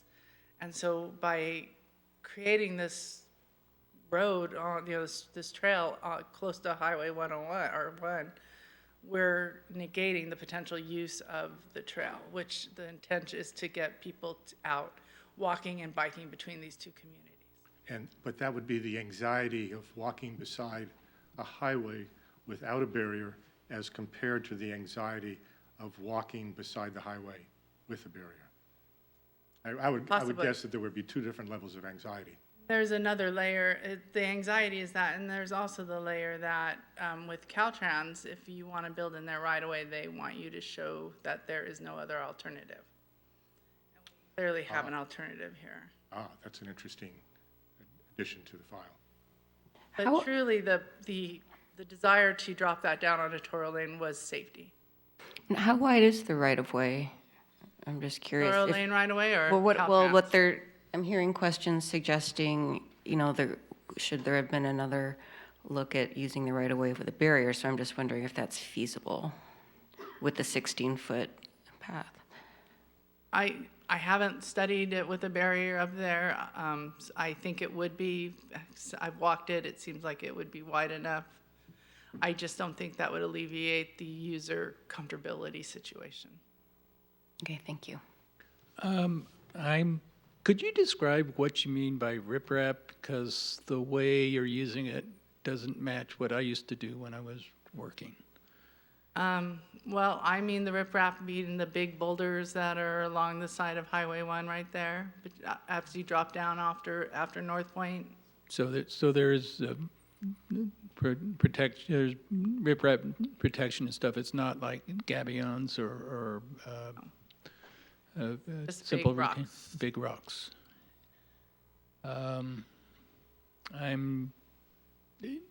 Who would be placing rocks like that for retaining a slope may not be the most efficient use of funds. So I'm still a little bit confused by how the path and the riprap and steep slopes are going to be interfacing. Well, and I feel like that's a perfect question for my engineer here to help me address that. And as the engineer is coming up, is that Mr. Stephen Kahn? Oh, wonderful. I would just like to emphasize that the design is currently only at 30%. So presumably the county, with the assistance of Mr. Kahn and Cannon Engineering, would be looking at these questions. Hi, my name is Steve Kahn. So the area of the path in between the North Point parking lot and the where the old pier was in Cayucas, excuse me, a little frog in my throat, is up on the sandbanks, up on the dunes in between Highway 1 and the beach. So it would be above the riprap, the existing riprap, going along that area with the retaining structure down below and a fence up above, tucked right in there. So it'll be above the beach, above the riprap, existing riprap, below Highway 1. Okay, so basically you would also have retaining structures in there to if you needed for your slopes and stuff. Yes, sir. That does answer most of that question there, and the other question, which what's floating around, is if the city of Morro Bay has an issue peculiar to the city of Morro Bay, which is not addressed in the plans and specs, how do we deal with that? By we, do you mean if members of the PWAB have? No, questions? I mean if Eric or you or the city council has questions or not satisfied with how the path is going in there. It's a good question, and as Ms. Kavanaugh mentioned, we consider ourselves a partner with the county, not just on this project, but on other projects, and we have a good relationship with the Parks Department there, and so we feel free to address those concerns through them. And in fact, they had a much more aggressive timeline for this project due to their time limitations on the ATP grant that they were awarded. But despite that, the city asked them to hold off until we get some of these Toro Lane questions straightened out. And we also asked that, we would need to take this to PWAB and to City Council. I believe their original request came to us in October or November. And so because of the city's request, the county has delayed the project several months. And I'm just using that as an example of to show that there is a relationship and a partnership here, that the county does take the city's concerns seriously and the city's questions seriously. So we feel confident that if we had an issue arise, we could bring it up with the project team at the county and get it addressed. So would you assume that this would be, if council voted for the consolidated permit, it'd be final approval of the, as far as the city is concerned, and they wouldn't need to bring it back to the city? I think it would be an option to bring 100% designs back to the Public Works Advisory Board for input. I don't know that there would be an action, for example, that the city council would take on it. But that's something that we could talk to the county about in the future. That may be a year or so out. I'll let Ms. Kavanaugh comment. County has been very mindful of the city and our other partners, what their needs are, what their desires are. So we would definitely be running our improvements through the city that are in the city, and they would also have the greater detail of the actual construction of the trail. So yes, we could take it back when we get to 100% or 90%, and maybe you guys have some great opinions that you want to throw in last minute. But really, we want to get this to Coastal Commission so we can get our project built in time. And what is your deadline? Our deadline is to have construction done by early 2026.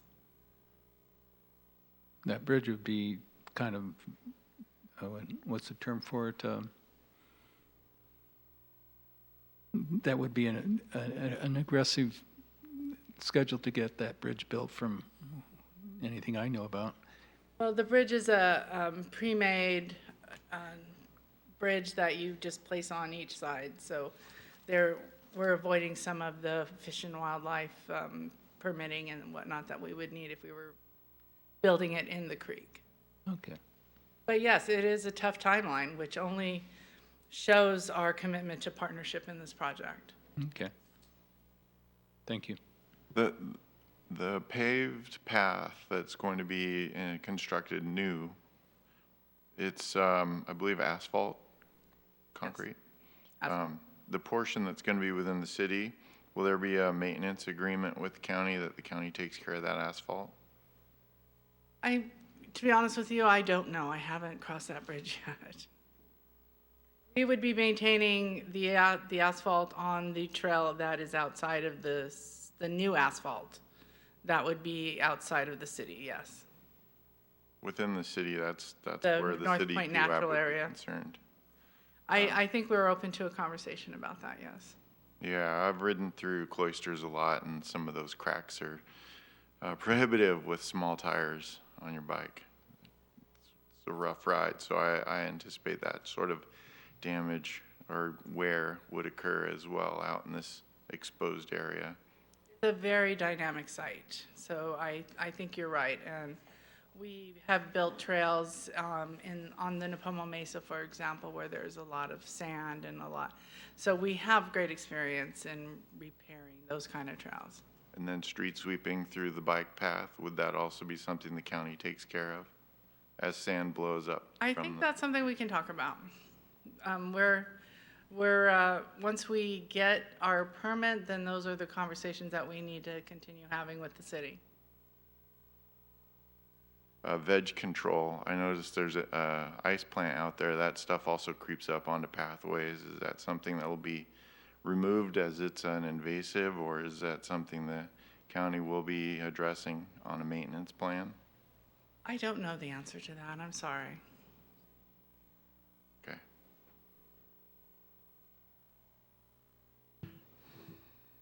I don't have any more questions. Thanks.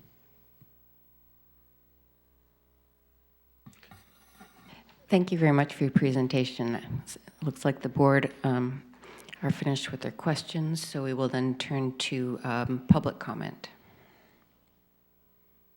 Do we have anyone in the audience that would like to comment? Thank you. Thank you. My name is Peggy Mandeville, and I'm a resident of Morro Bay. First, I just wanted to thank everyone that worked so hard on this grant application. I've been wanting this bike path to go through for years, and now we have funding, so I'm very excited about that. And I do support the city moving forward with a joint application for the Coastal Commission permit. And finally, I just encourage the city to continue working with the Homeowners Association, as I'm sure they will, and trying to address the issues that they have with the path on Tor Lane. Thank you. Any other public comment? Hi, my name is Marianne Gustafson. I'm president of the San Luis Obispo Bike Club. I'm also a resident of Morro Bay.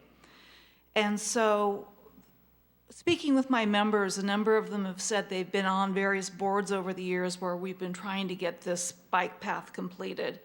And so there's just a lot of excitement for this finally maybe happening within our lifetime. And so I would very much encourage that we move ahead with this joint application, that we move ahead on working with all the community groups or other groups that have concerns so that we can get this built within the time frame that Ms. Kavanaugh has been talking about. Thank you.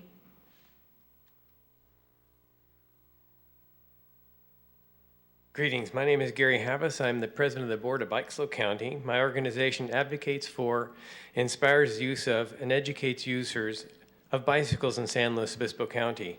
We wish to make any route most attractive, especially to new and beginning cyclists, so that automobile trips may be replaced with alternate transportation. We feel that the benefits of the Morro Bay Cayucos Connector Trail project will positively impact the citizens of both the named communities and users and visitors throughout the county. Having walking and cycling infrastructure improves attractiveness to visitors and improves property values, building our local economy. We hope you will follow your staff recommendation and expedite this project's approval for the broad benefit of all residents and visitors to San Luis Obispo County. Thank you.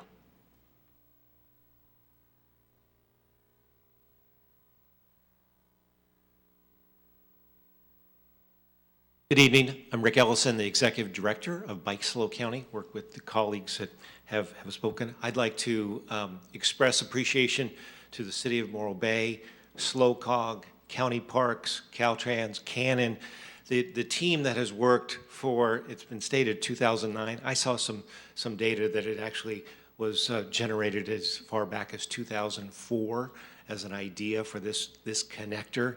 It is key. It is key as a safe route, not next to the highway.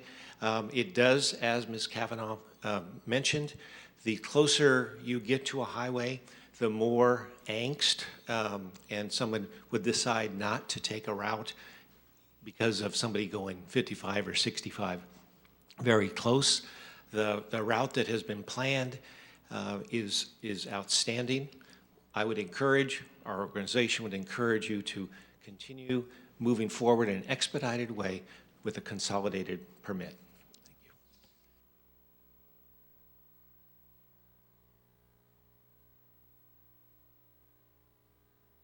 Good evening, Chair Beal and committee. I'm John D'Annunzio. I'm SlowCog staff. I'm a regional transportation planner with that agency.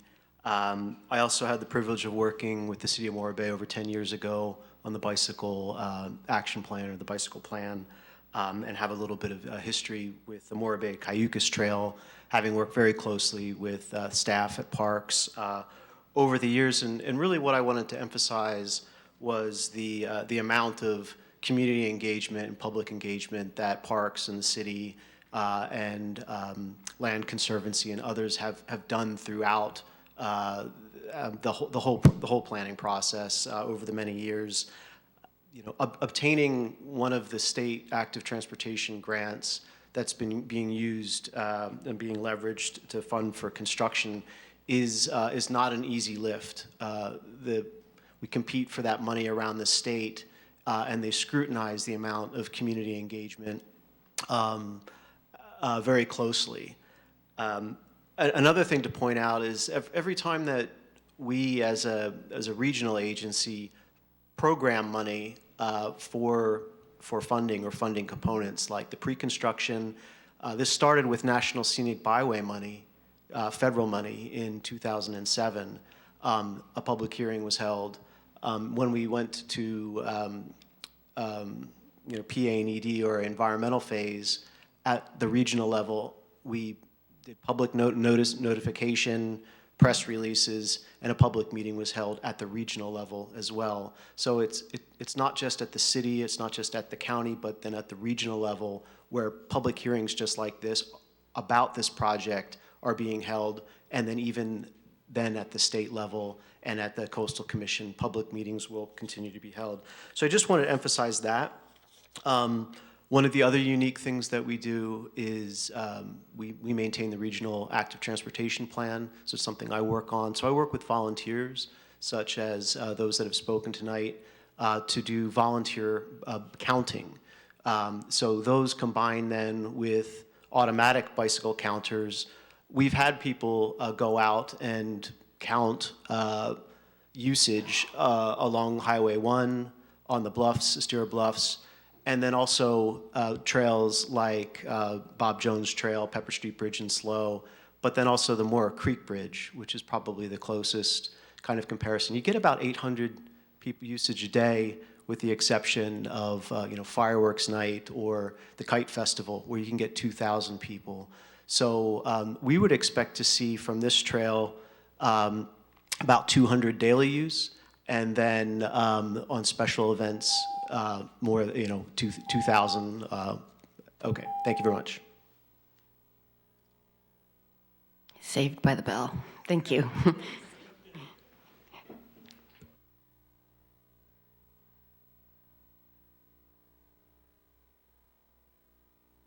Resident of Toro Lane. I fully support activity and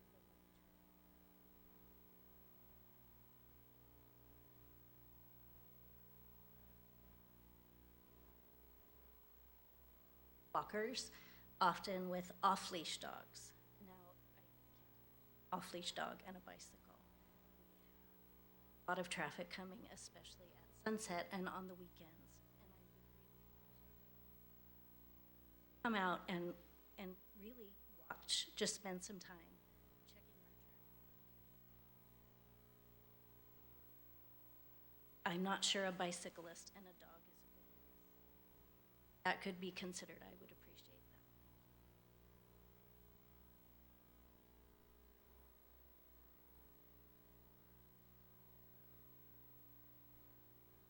that. Hi, Carl Evers, born in San Luis Obispo, Cal Poly. I love Morro Bay, living in Morro Bay. Live on Toro Lane too, and it's a beautiful spot. I feel so blessed. And wonderful people ride their bikes by, walk their dogs, and we just, we were very supportive as an HOA when we knew the bike trail was going to be on Highway 1, and we always assumed there would be a rail, so for safety.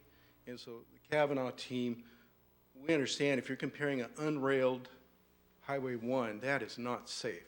If you have a rail, that would be safer, but need to describe this is real simple.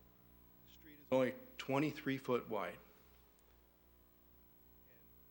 And dogs, there's walkers, and especially on weekends. It's such a fun place, and it's a great place to walk. And I agree with the other comment that it would be great to have access, a safe access down to the beach from where the city now owns property. So I would recommend that somebody really takes a close look at safety, a rail on one versus Toro Lane on a weekend. And I invite anybody to come over, measure the street, look at people walking their dogs. Some of them have 3 dogs, and it's kind of fun to watch them try to walk in a straight line. It's not very straight. And there's kids, bicycles, skateboarders, they're all welcome. It's just, is it really safe? And if we're gonna make a plan long-term, let's make sure it's good for the long run. And it sounds like, we have about a minute left, I didn't realize this was gonna be on the beach side, and they're gonna have to build a bridge. And I think there's gonna be issues with that at the Coastal Commission, just reading the old, when they developed this neighborhood we live in, it was quite an issue and a discussion about how things, how hard it is to get anything done without harming the environment. So I would say it's going to be a real challenge to get it built. So not just Toro Lane, but also to get it built, the rest of it to Cayucas. So I think we need to maybe slow down just a little bit and rethink safety, number one, and environmentally, can we get it done in the state that we live in? It's not easy to get this done. So congratulations. I think we're making progress. I'm sorry it's been so long to get here. Just a few more fine points, and I think we can have a great project. Thank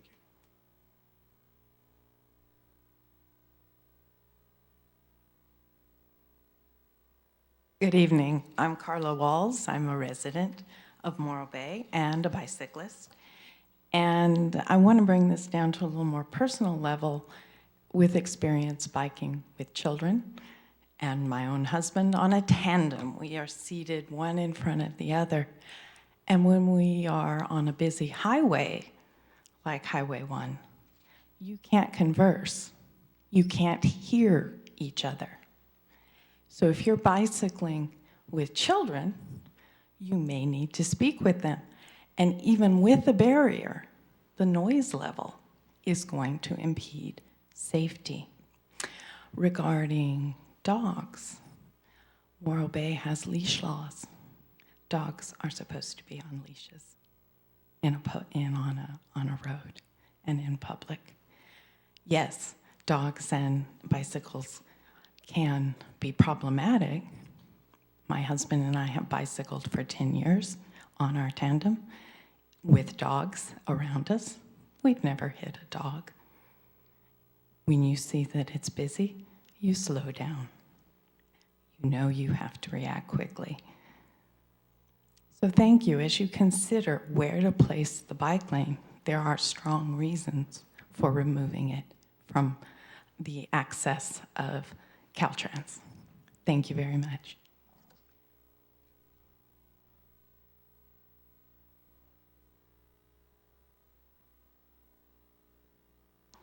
Do we have any other public comments from the audience? And seeing none, I will ask if we have anyone online waiting to comment. I have 3 raised hands online. First up is Carl Levy. And Carl, you have the mic.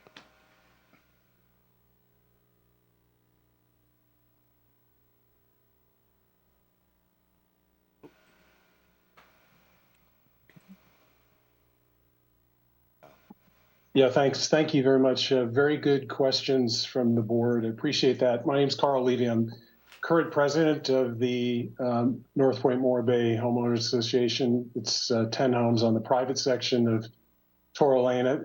My comments are limited to the Toro Lane piece of it that Ms. Kavanaugh talked about. I just want you to know that pretty much everybody, or I'm sure that all the HOA is unanimous about their opinion about this diversion of the trail onto Toro Lane. We've lived on that road for more than 20 years, and many of the residents there have done so also. I was just, quite frankly, outraged with some of the commentary about that was raised earlier about the ability to use Toro Lane because of that there was a public easement on that, and that they could get away with it, without even contacting us, which is, I think, really unacceptable. Just the lawyer opinion is not the only thing. It's just common courtesy. I think we should have been respected better in the process, certainly. Our lawyers disagree with those of the city and the county. So just want to let you know that.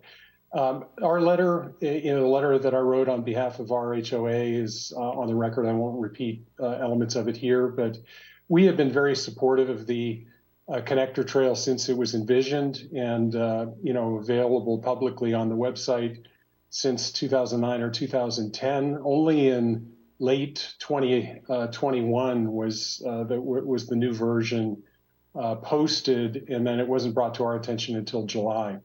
I just bring to your attention that the EIR addendum, which was not made publicly available, was released on the 24th of June of 22, and we only found out about that after digging for it quite a bit.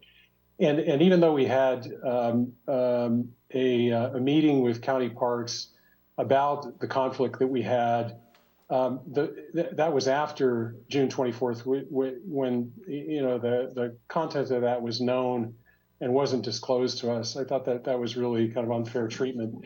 I'll just have you know that there was not any safety considerations of using Toro Lane in that EIR addendum, if you go to look at it. We don't feel, we actually feel that our easement is strong and we aren't really obliged to allow a thoroughfare use of the roadway, but there hasn't really been satisfactory safety consideration, and that's a CEQA requirement. I mean, you heard people talk about how narrow the road is. It's very, very different than other roads in Morro Bay.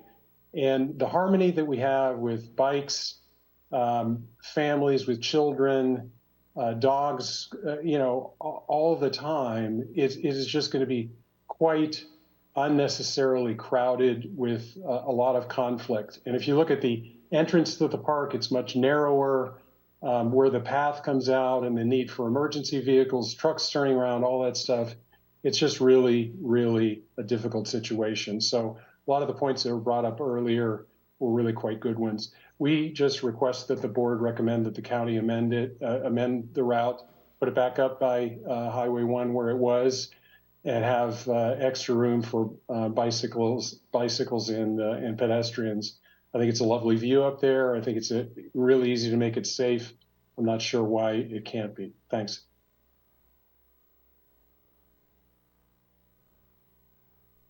Our next hand up is Jim Schuler. Mr. Schuler, you have the floor. Thank you very much. I'm Jim Schuler. I'm one of the owners of North Point on Toro Lane. I've been there for 20 years. My biggest concern is safety. Like it's already been mentioned, the road is narrower than a public road. In fact, at the park, which is the steepest part where the bikes will go the fastest, is the narrowest. Be thinking you have to have two-way traffic. You're going to have bicyclists. You're going to have dogs on leash or off leash. I mean, we can call the law. We have to have a leash, but the reality is they're not on leash. They're children in strollers. I would encourage the board that has been asking excellent questions, and I really appreciate the board digging into this deep. I think I kind of feel like we're being railroaded a little bit, and what I heard being spoken to earlier appears to be another kind of a railroading way to just kind of slam it. I thank you for pausing it to at least ask these questions. I would encourage each of the board to go to Toro Lane on a weekend and get up toward the park and just watch. And if the young gentleman that talked about expecting 200 extra riders a day, or on a tough day, 2,000 extra riders a day, to see how that would work with two-way vehicular traffic. And then you have 10 owners that are backing up their cars, sometimes somewhat of a blind backup. If you take the average age of the owners on those 10 lots, you're going to see that they're elderly. It's not when an accident's going to happen, or if an accident's going to happen, it's when an accident's going to happen. We are in full support of having it on PCH with a guide, with a rail, with some sort of a separation. The view is better. And really the issue is basically, we own the street, right? The street is owned by the private owners. We pay and have for 20 years to maintain it. This is basically legal circumvention of the spirit of the easement. And maybe legally the county has the right to do that and circumvent the spirit, but certainly the spirit's been maintained for over 20 years, which says the people that use that road are using it to access the beach, not to access a vehicular bicycle path, a thoroughfare up to Cayucas. So it's like Carl said, we have not been part of the conversation, which is unfortunate. That's made us to have to get legal counsel. And the county has caused 10 owners to be very disappointed by the process. We certainly encourage and support the bicycle path as it was originally, but coming down Toro Lane, I just would please, if people would come on weekends, you're going to see how busy that is. And just imagine 200 to 2,000 extra bicyclists, some of them going 35 miles an hour on e-bikes, on electric scooters. It's going to a bad thing's going to happen. Thank you very much. Our final is Kyle Finger. Mr. Finger, you have the mic. Hi, can you hear me? Hello? Yes. Okay, hi, thank you. My name is Helene Finger, and I was at the meeting, but I had to leave because I needed to be with my son. And we're actually on Yerba Buena, where our house is here in Morro Bay. And we've been waiting for this project for years because when my son rides his bike to Cayucas, I'm really concerned for his safety. And a little guardrail on a highway is not going to help this mother feel that her child is safe. I've been watching this project develop for almost 15 years now, and there's been a lot of really professionals that have looked at the alternatives. And at this point, the project is fully funded, and all of the environmental work is completed, meaning that it has been vetted. And the ask for this board is to make a recommendation that the consolidated permit for this project be authorized by the City Council. And I ask that you support that and that all of the residents of Morro Bay are given this opportunity, as well as the students at Morro Bay High School, many of which come from Cayucas and would be riding along this on the way to school. And I can guarantee you that as a parent, they're going to feel a whole lot safer if their child isn't on Highway 1. So thank you very much. Bye-bye. Does that conclude the public comment? The virtual?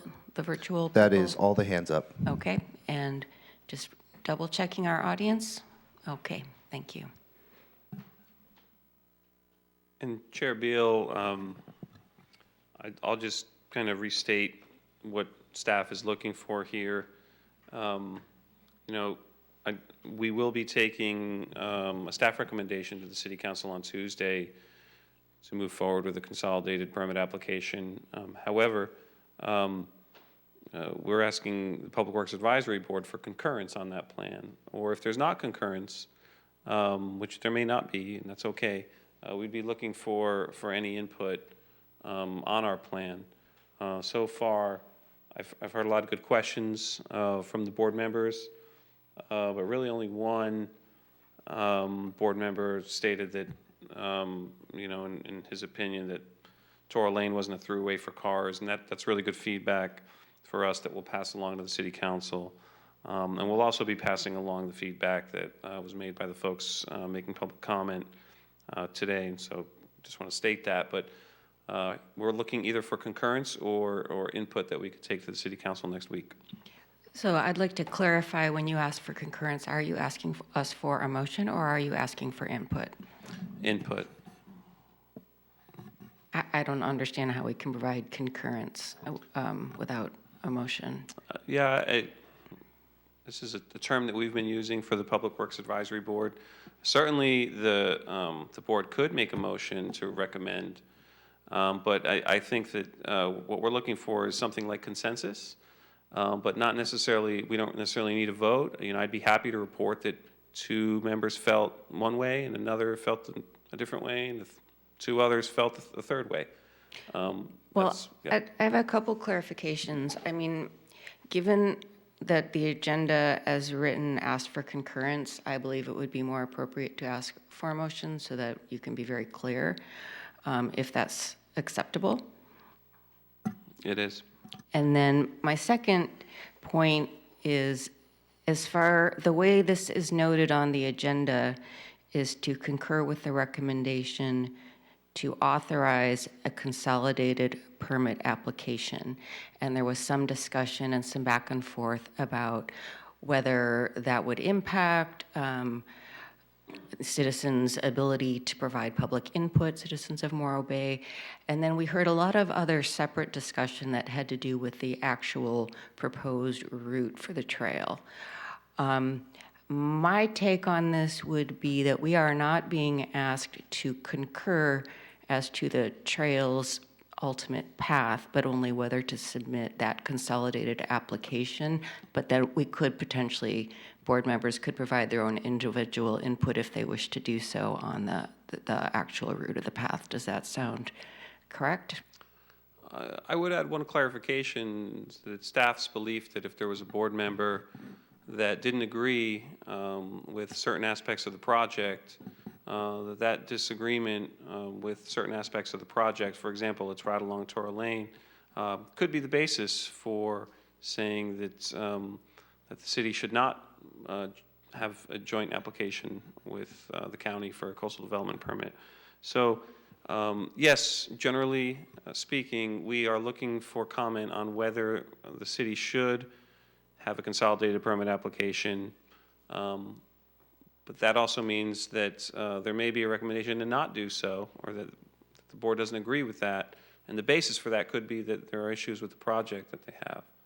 So if there is not a consolidated application, then that means that the route would potentially be altered from the proposal, the current proposal? Potentially, if the board felt, or if the city council felt that a consolidated permit application wasn't appropriate, I would suspect as staff we'd want to reevaluate the proposal. Given that the county has some timelines that they're working with grant funding, you know, with that would be part of the evaluation. The city would also have the option of going on its own and submitting its own application to the Coastal Commission. So it would open up options. I think right now, because of these timelines with grant funding, staff will be recommending for that consolidated application because it is the most efficient and we feel the best use of public funds and staff resources. But, you know, again, there is openness to alternatives. With it understood that the project plans are at 30% design completion, will there be other opportunities for public comment on the design process? Through the city? In a forum like this? So our system at the county requires that we have public meetings for pretty much every step of the way. So this item will be heard when we go to access those grant funds. This item will be heard at the Board of Supervisors. When we go to initiate our construction bids, it'll be heard, there'll be another public opportunity. And then also when we issue the contract for the construction folks, that's also another public opportunity, along with Coastal Commission, which will be another public opportunity. I believe I heard there'll be another review at 100% completion of plans. I heard you folks ask if there could be another review at 100%, and I'm saying yes, we'd be happy to come back and present that to you folks.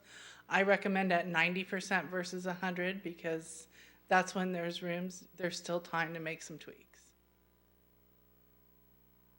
Would the county be hosting review opportunities like this, or is it only in the city of Morro Bay that you would be hosting public comment at review? I think that is to be determined. This is a long process, and we're committed to public information. And I heard you folks say you wanted that, so I would make sure that happened. Thank you. And I just wanted to say, I heard one of the speakers mention that this was kind of sprung on them, the drop down to Toro Lane, and I know that's not what you're being asked to comment on, but this board heard that project in 2015 specifically to make public that drop down to Toro Lane. And that was also again heard by the Planning Commission in 2021. So we haven't been covert about this. We have tried to be out into the hearings that we're supposed to be out to let people know this.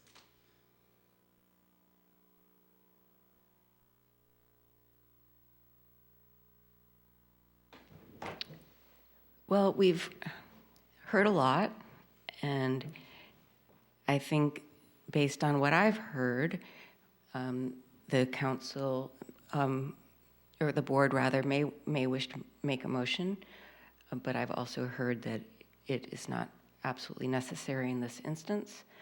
So with that said, I would like to see if anyone does have comments or wish to make a motion, and then we'll go from there. I have some comments to make. Excuse me. I think the issue of the legal easement is, the legality or the illegality of it is far from settled. I imagine that will ultimately become some kind of a legal battle. This would be easy to resolve if it were simply a matter of the inconvenience placed on the residents of Toro Lane, but it strikes me it's not a matter of inconvenience because the other streets involved in the paths on Beachcomber and Sandalwood are likewise inconvenience. But there is an issue of safety, and I suspect from what I've heard that the safety issue on Toro Creek, as distinguished from the safety issue of having the alternative path on the highway, has not been properly examined. I suspect it hasn't been examined at all.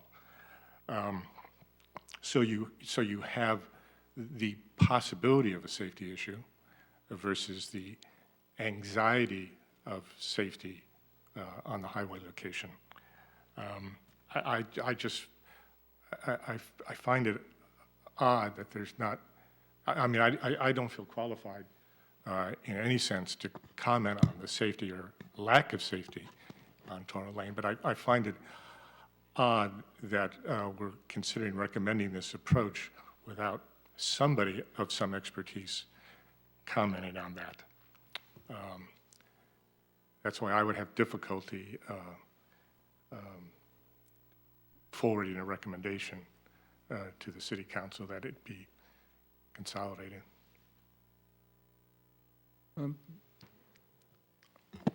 I have some reservations about Toro Lane. I agree with Joe that the county has not adequately reviewed the conflicts between pedestrians and bikes and cars on Toro Lane. I really doubt that it conforms to the recommendations of Caltrans design. I also understand that you're stuck with a schedule which you're trying to meet, and I don't see a reason not to allow you to proceed, but you've got some real serious issues with what you're doing with Toro Lane.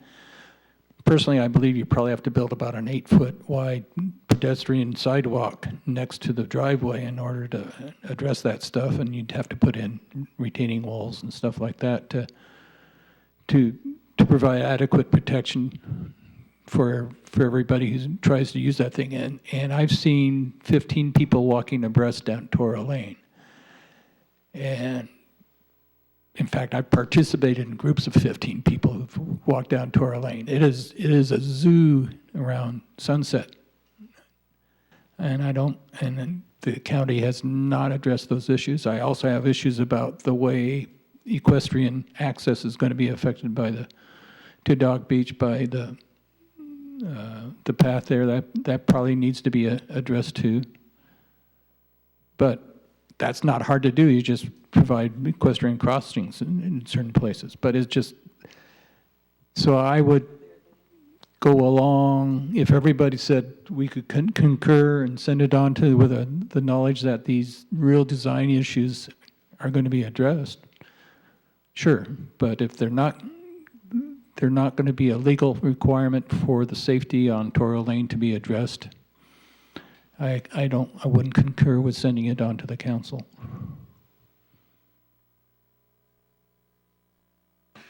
Yeah, I kind of agree with both of them. I think it's kind of the lesser of two evils, the Toro Lane or Highway 1. I feel both have issues. Also, I don't think that we're talking about a bike path. It's pedestrian, it's dogs, strollers, a lot of different things. I just see a lot of issues with it, and I totally agree. I don't feel that there's enough maybe knowledge, for me to say yay or nay one way. That's kind of where I'm at.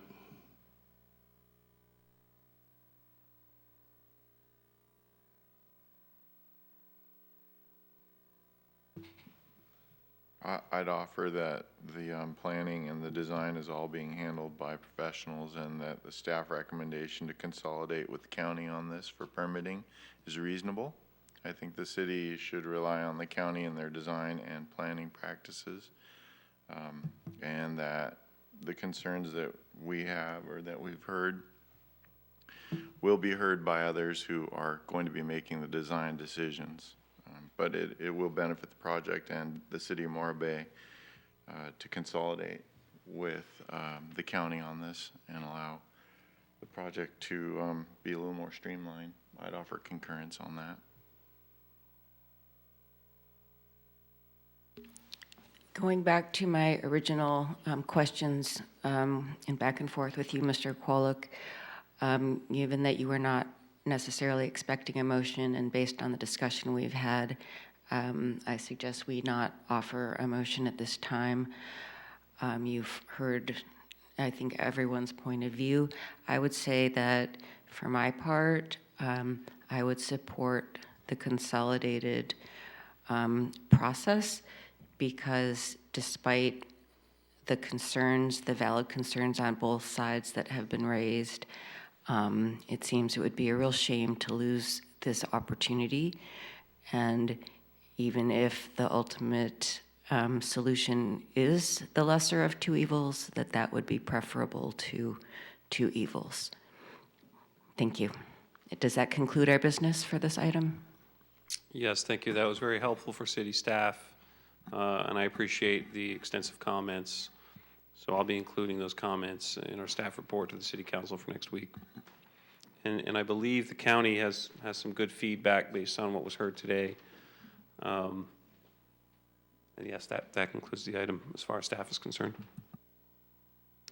We will then move on to B4. We have an update on the 2023 citywide speed survey. Are you providing a report for us? Thank you, Chair Beal. Mr. Eric Ridio will be providing a report on speed survey that is, I believe, in draft right now. Yes, thank you, Director Kwolek. We have an update for you on a budgeted item for the city, our citywide speed survey.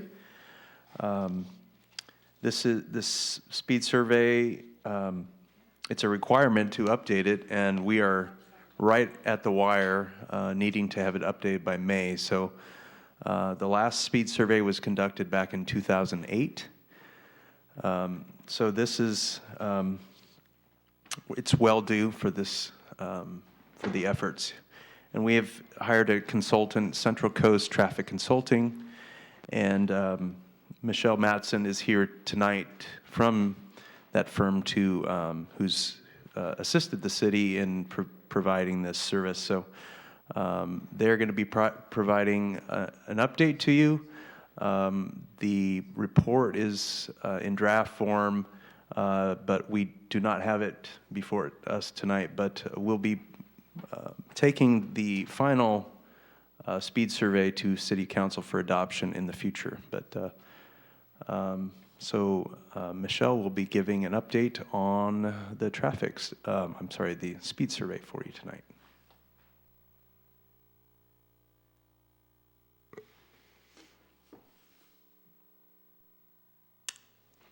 Good evening. I'm Michelle Matson with Central Coast Transportation Consulting.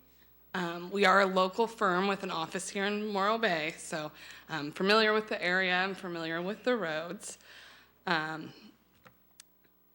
As Eric mentioned, engineering and traffic surveys are required to be updated.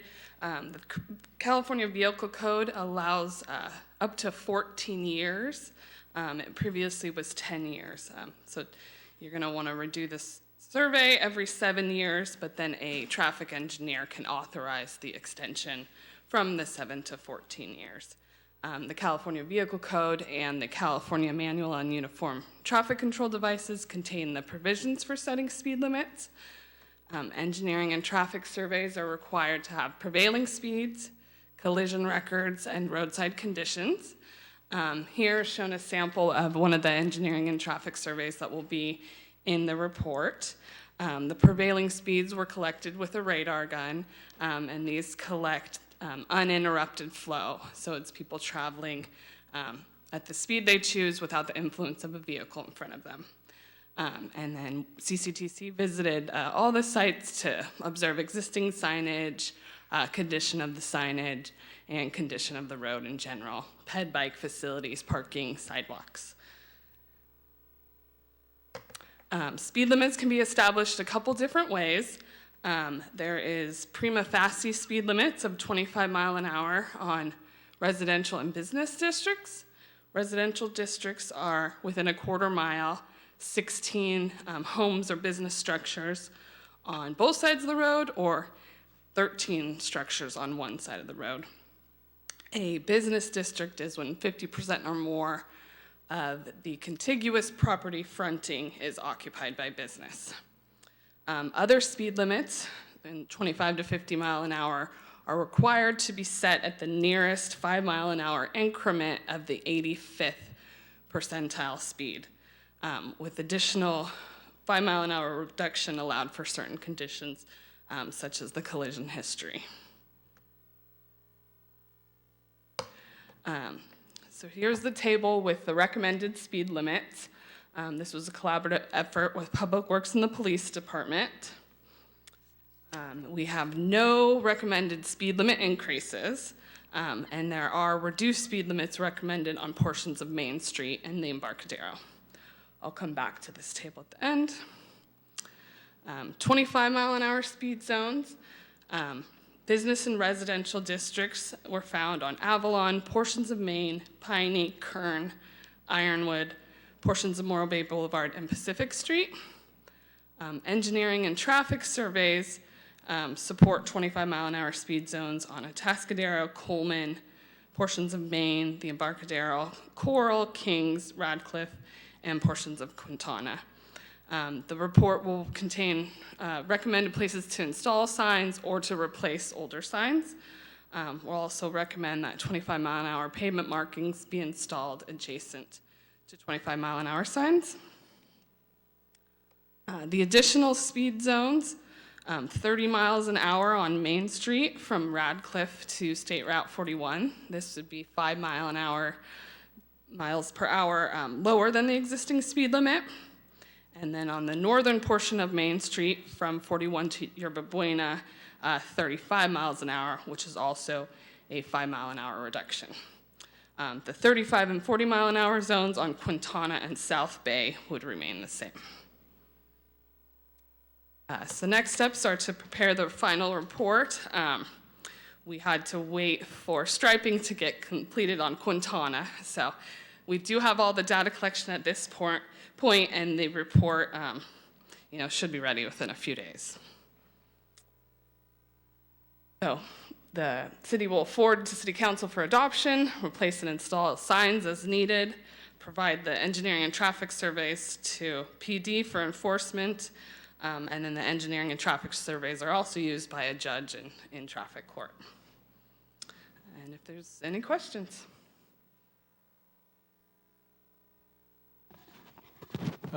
Yeah, I looked at, the traffic study. It seemed to be pretty well. Why wasn't San Jacinto included on the traffic study? It wasn't brought up. Is it have an existing? It's an existing. There's a signal on Highway 1 at San Jacinto, and we get people blasting up that street there. It's the main way. Oh, I think that does have 25 mile an hour signs. So that's probably a previously established residential district. Yes, but is there any supposed to be? I know that people average about 45 on that road. Yeah, I think there is a concern about speed, especially with the signal there. I would also add Yerba Buena having signal.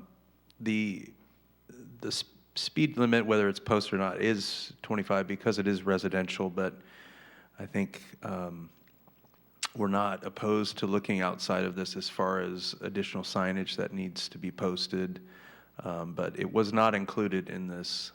However, there are many streets that we did include that we've received many complaints about speed, those being like Kern and Ironwood, just to name a few. So, we wouldn't. Ironwood, I see them doing about 40 or so on there, but San Jacinto, I've seen it up to 60 on that street. So it just is, I'm not sure how the traffic survey deals with the with these enforcement issues. Yeah, and I think one thing that we've noted, and that at the recommendation of CCTC, is to add the pavement markings, which are more visible at night with the reflective beads in the paint. The signage alone maybe it's all that's required by law, but it may not be enough in some of these residential areas where we seem to have these issues. So that's one thing we're looking at with this process. All right, thank you.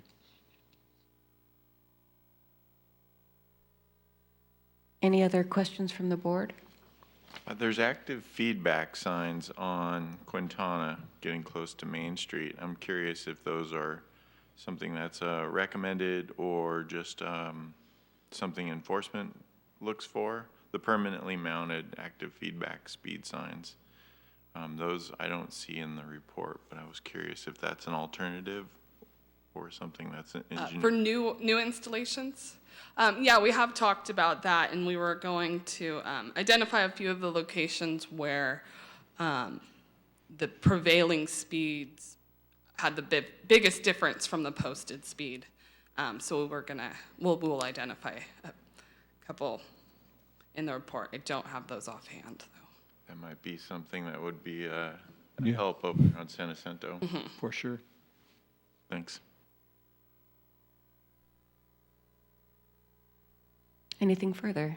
No, that's all I had on that. Thank you so much for your presentation. Is there anyone in the audience who would like to make a public comment at this time? And I'm not seeing any. Do we have anyone online who would like to make a comment? There are no participants on Zoom. All right, thank you. This was an informative presentation. We're not asked to take any action. Does the board have any other remarks they'd like to make? All right, then I think we can conclude. Where are we on?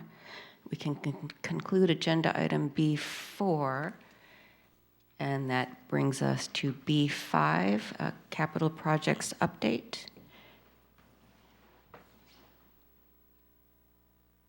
That would be me again. Let me bring up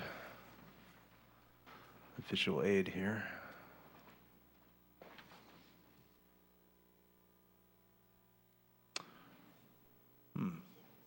There we go.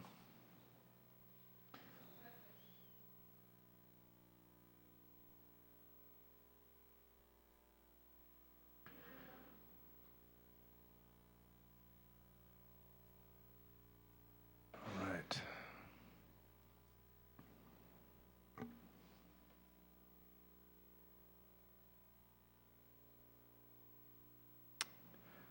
Okay, it doesn't seem to be toggling to the monitor.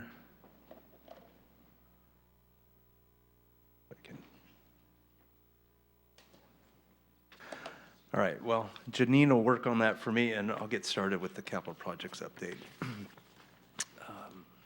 As PWAB is aware, the Public Works Department has made an effort to routinely update the board on capital projects, to give you kind of milestones, if any are met, and make you aware of what progress is going forward with existing capital projects. Now we won't be talking about the budget or anything upcoming. However, I mean, I'm open to answering any questions you have, but There's, as you can see before you and in the packet, there's a long list of over 35 projects that we have that in an active state. Now, some are more active than others because of the nature of capital projects, some being more complex than others. So the ones I highlighted in green are the ones I'll just kind of touch on as we flip through, but again, I'm happy to answer any questions you have. So the first one I want to point to shortly or briefly is electric vehicle charging stations. I know we've heard a lot of comments about our lack of charging stations in the city. We have a couple projects in progress that have taken some time due to issues with funding, PG&E, just to name a few. There is, I believe I saw PG&E out at the Albertson Shopping Center today. It looks like doing possibly final connection for those fast chargers there, which are not a city project, but it's something that Albertsons has done for like a level 3 charger, which are the real fast chargers. So, but this project that I'm highlighting here is down at the Embarcadero. It's a single dual port level 2 charger. We have a contract moving forward with the contractor to get that installed. Now these chargers have some lead time, so we're kind of waiting on that. But we do have a contract in place, so we're moving forward with construction.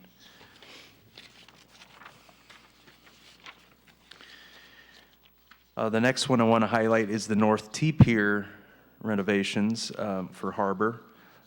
As you may or may not be aware, the city received a congressional earmark funding for this project in the amount of $1.5 million. That really isn't enough to do the entire project as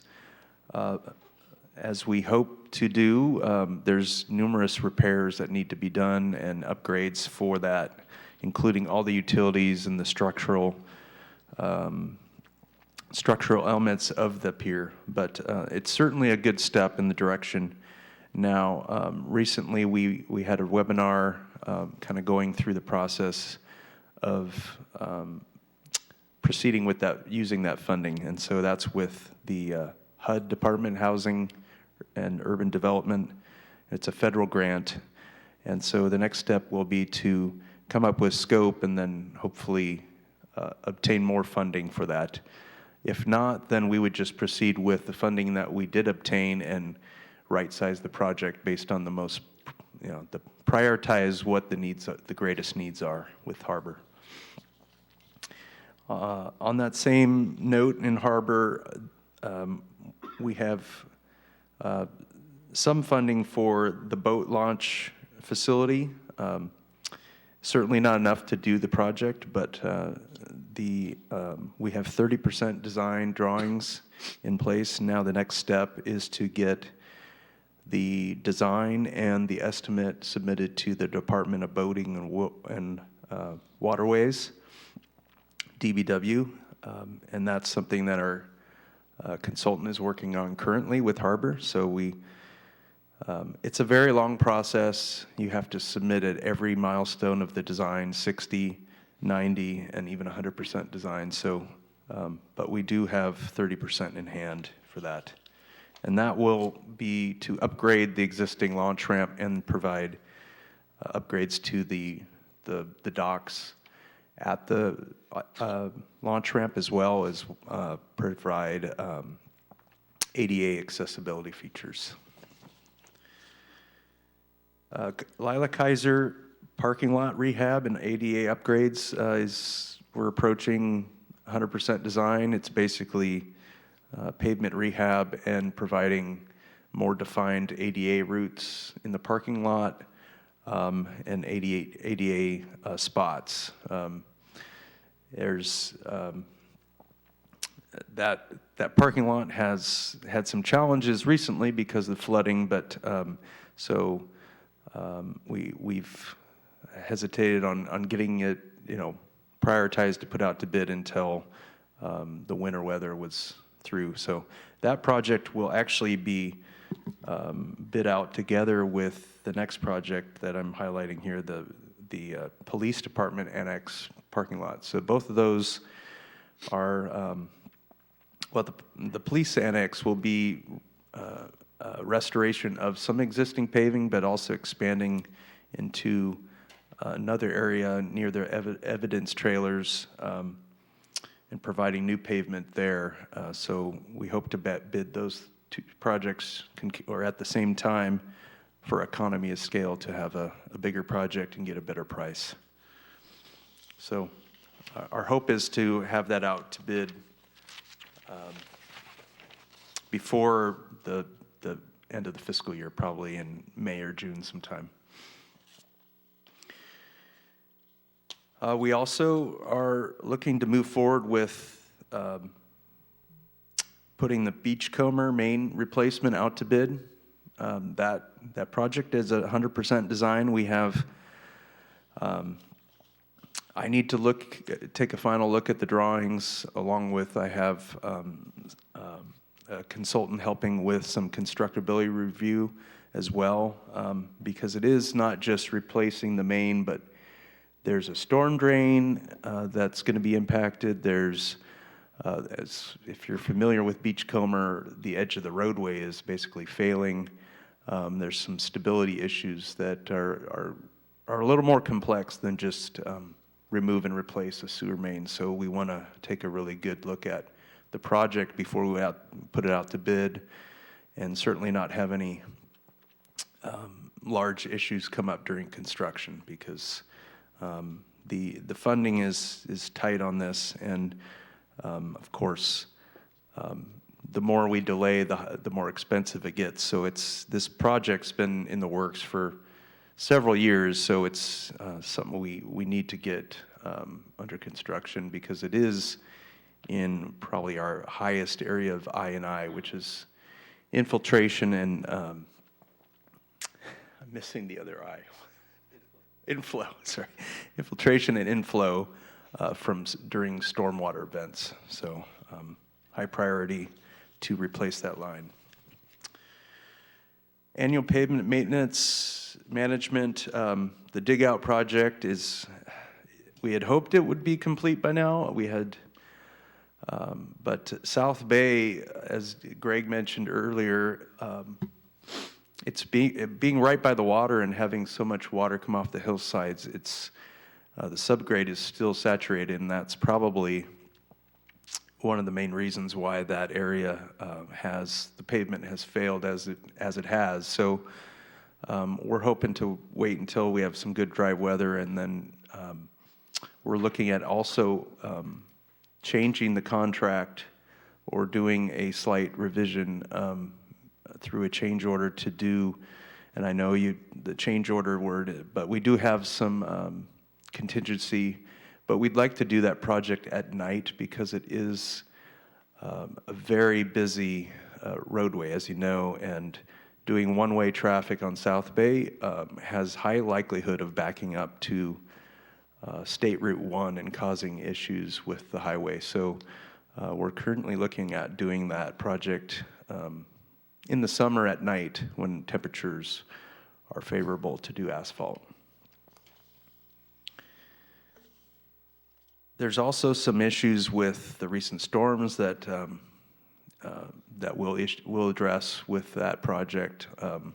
If you are a cyclist, I don't know if you go out riding on South Bay, but we've nearly lost the southbound bike lane due to Choro Creek during the rain events coming outside of the banks and actually flowing across South Bay, and it eroded, nearly washed out probably about 200 feet of that bike lane. It's about 3 foot vertical right now, and if we have another rain event like that, it'll certainly undermine. So we're going to look at reinforcing that at the same time. And similar to what we did up by State Park Road, where we did put in some riprap and gabion and some fill to bolster that bike lane as well. Greg mentioned earlier the State Route 141 Main Street intersection improvements. Yeah, this project is similar to the Cayucas Morro Bay Connector, is one of those that's been around for a long time. A lot of that process has been because of, we're in what's called the PA-NED phase, project approval and environmental document, and part of that process is in the environmental document, which the document isn't complete, but the scoping of what's going to be covered is, and what is going to be required by Caltrans has been better defined. Really, the cultural sensitivity of that area of town, I don't know if folks are familiar, but it's one of the most significant cultural areas in the state. So, and that is, that's a big reason of why it is taken a long time to get through the process, because there's a lot of things that need to happen. So we feel like that process we have defined, and we're working with Caltrans on that, and it looks like we're confident that sometime later this year we hope to be in actual design phase of that project, whatever the project will be. And then that's one of the things that's coming up before us, is what is the actual improvement, what are the improvements gonna look like. But again, that project, we have a very tight timeline with some funding, so we need to be sensitive to that, because this is not something that we can fund 100% with local money. We absolutely need the partnership of SlowCog to move forward with it. We talked about the citywide speed survey. I don't think I need to go into detail there. We have an RFP out for the local roadway safety plan, which is another important document for the city to have to be able to apply for grants. I think I do recall hearing some questions about use of consultants for this, and this is a very specialized plan that needs to be prepared by folks who know that these plans and know how to compete for grants. So we are seeking outside help for this, and the budget amount for that is $85,000. So we hope to be under contract by June, certainly by July with this. And there is a very exhaustive community outreach process with the local roadway safety plan. It's where we discuss some of the main complaints we receive, which is traffic calming, speeds. We're doing our speed survey, but that will certainly come into discussion with this, because enforcement is a big key pillar of this plan. In addition, bike and ped safety. These are all things, we're going to look to the community to kind of provide some input on this as we put this plan together. Emergency storm repair at Juniper Elena, that project's in construction currently. The utilities have been replaced, the sewer line and the storm drain, and the wall is actually in progress right now. Actually, I'll just jump ahead to, there's the storm drain. If you can see, it's a 18-inch diameter HDPE line that replaced the old corrugated metal, which seems to be failing all around town.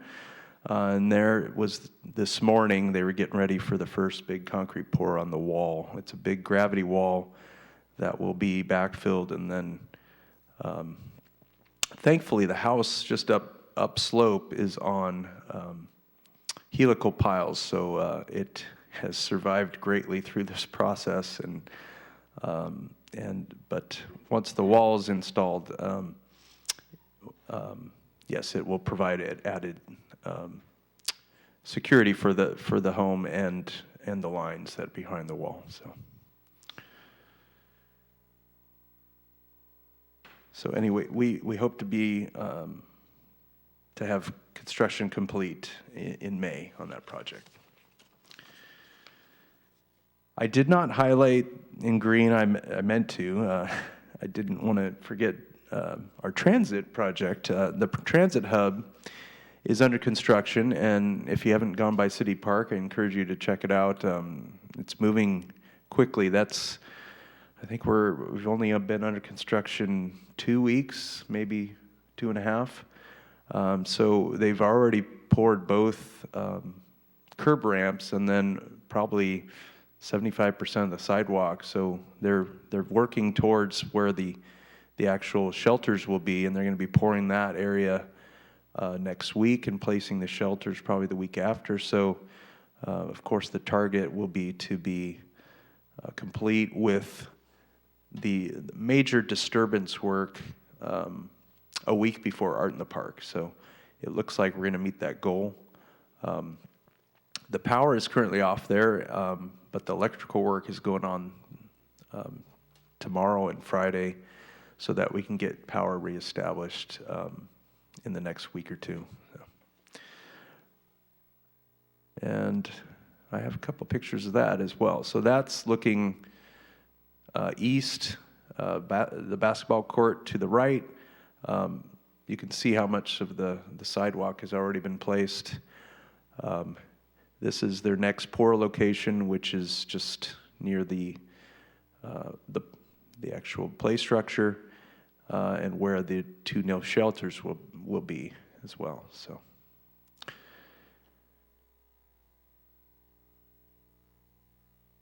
All right. Nutmeg tank and related pressure zone improvements. Very big project for the water fund. Again, 18 million is a very high level. This project is very early in its progress. We have 30% drawings that have been complete for some time. Again, environmental has lagged behind, and we just got word from our consultant that the M&D will be ready for June, and it will probably be, it will come to, we hope to bring it to PWAB before we actually present it. So we'd like to present the 30% design as well, just to kind of give you an idea of what the project looks like. So more to come on that. And yeah, that's Nutmeg. Water tank rehab, we're about 75% complete on that project. Just to remind you, those are all of our major water storage tanks in town, with the exception of the Nutmeg tank, which was excluded because of the future bigger tank, and also excludes Elena tanks because those ones will be going away with the Nutmeg project. But this project, we've already completed one of the King's tanks as far as complete recoating. Both of the Blanca front 2 welded steel tanks are completely recoated, and now they are the back 2 tanks that were bolted steel. The foundations have been upgraded, and they're going to be seismically upgraded as well, and so those will be completely rehabbed new tanks in the back, so welded or bolted steel tanks. So and then we'll be going back to King's to do the second tank, probably completing by July sometime. That's our hope, is to have everything wrapped up by July. But with that project comes a 10-year maintenance agreement with the contractors, so that's built into the price of the contract. So we'll be getting maintenance for 10 years of these tanks, which is something that I think is something that we've seen in the city that's been lacking, is some maintenance on facilities. So it's good to have the planning to be able to do that and have that asset taken care of for the next 10 years under the contractor's purview. So that's the projects I wanted to speak specifically to, and we're excited that we have a lot of capital projects, and we realize there's many of them, and there's more to come with the upcoming budget. So hopefully we can increase our staff levels, but that's something we have yet to see, and we're going to be hopefully pursuing in the budget. But we have a lot of capital projects and future needs, and yeah, so I would entertain any questions at this point. I have one. Talking back to your concerns on South Bay Boulevard, portions of that route are in the city right of way, but some of that in the damaged areas in the county right of way.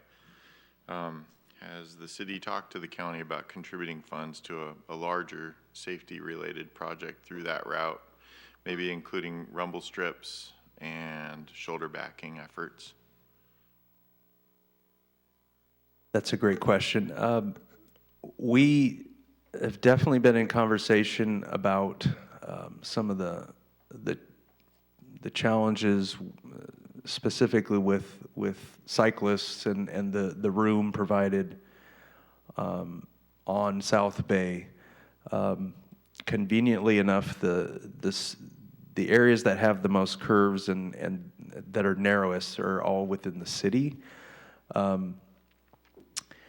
Now, a member of SLOCOG was here earlier, John D'Annunzio. I work with him on, because I'm on the TTAC, which is an advisory committee with SLOCOG. SLOCOG is actually leading an effort applying for a sustainable communities. I'm sorry, I don't know if it's just.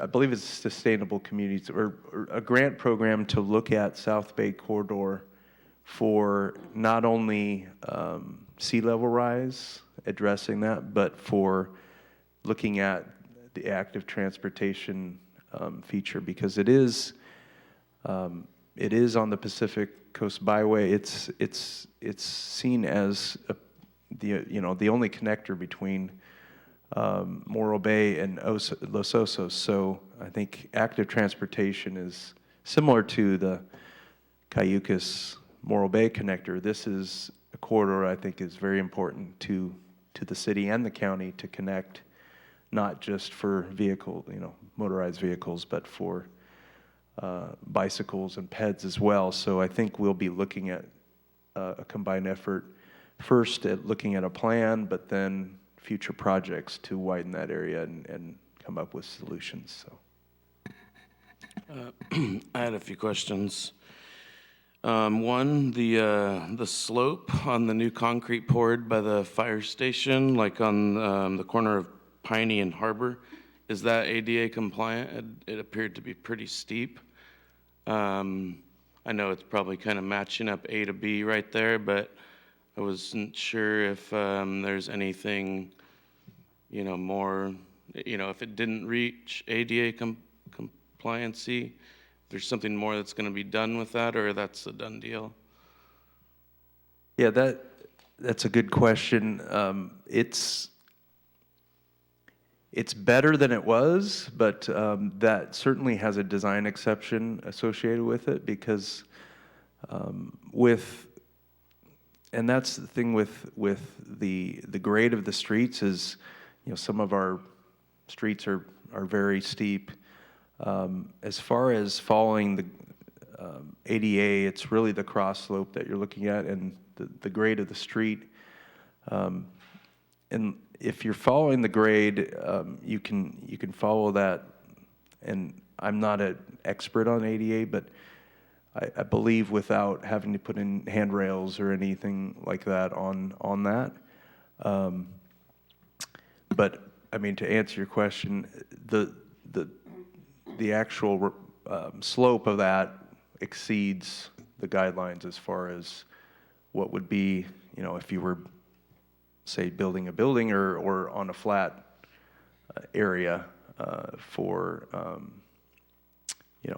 a ramp or anything, And I know you have the rumble strips that it looks like that are in right there, but I know that, sometimes you can increase the crosswalk slope, you know, to kind of stabilize that a little bit. I do know that we have a lot of traffic there with Art in the Park and things like that. Something maybe to consider if we are going to do any repavement on that street. I think it might have already been done, but, you know, something to possibly think about. Also, I'm wondering if any, you know, I was at a recent project in Morro Bay, and it's on Cuesta Avenue. I wonder if anything's being done about the drainage problem on that street with that kind of metal channel, you know, metal channel drain I'm sure you're probably familiar with, that is completely deteriorated. It's kind of an interesting drainage system on that street, kind of paralleled with Laurel, I believe it is. Yeah, I believe I do recall having Cuesta, a project on Cuesta on our FEMA list, so I'll confirm that. But you know, one of the items we'll be asking for in the upcoming budget hearings is increased or a large amount for storm drain infrastructure. Not only maintenance but replacement and assessment. You know, first we need to assess what we have, but then come up with a replacement plan for these. We're seeing it all over. The corrugated metal pipe are failing in the same, you know, down in the invert, and then we're seeing these sinkholes. I mean, there's one on Main Street. There's one at Quintana that goes into the drainage channel. There's another one at Harbor and Morro.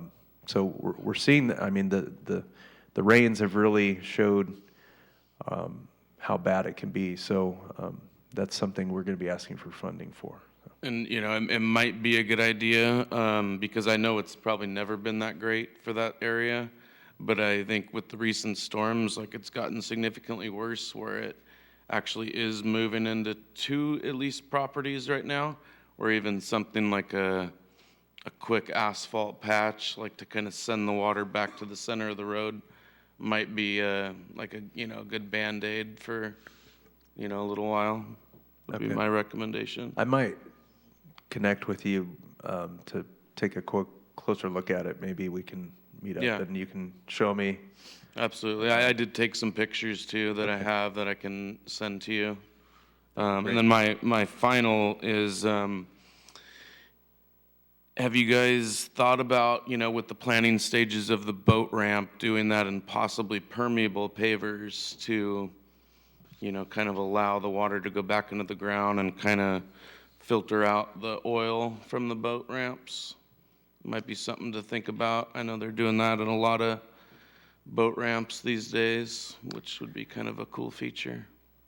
Yeah, you know, we're very early in the design phase on that, so I think we're certainly open to, you know, any expertise you have or any members of the PWAB. If you have some projects or other products out there that have been used successfully, I'd welcome looking at that.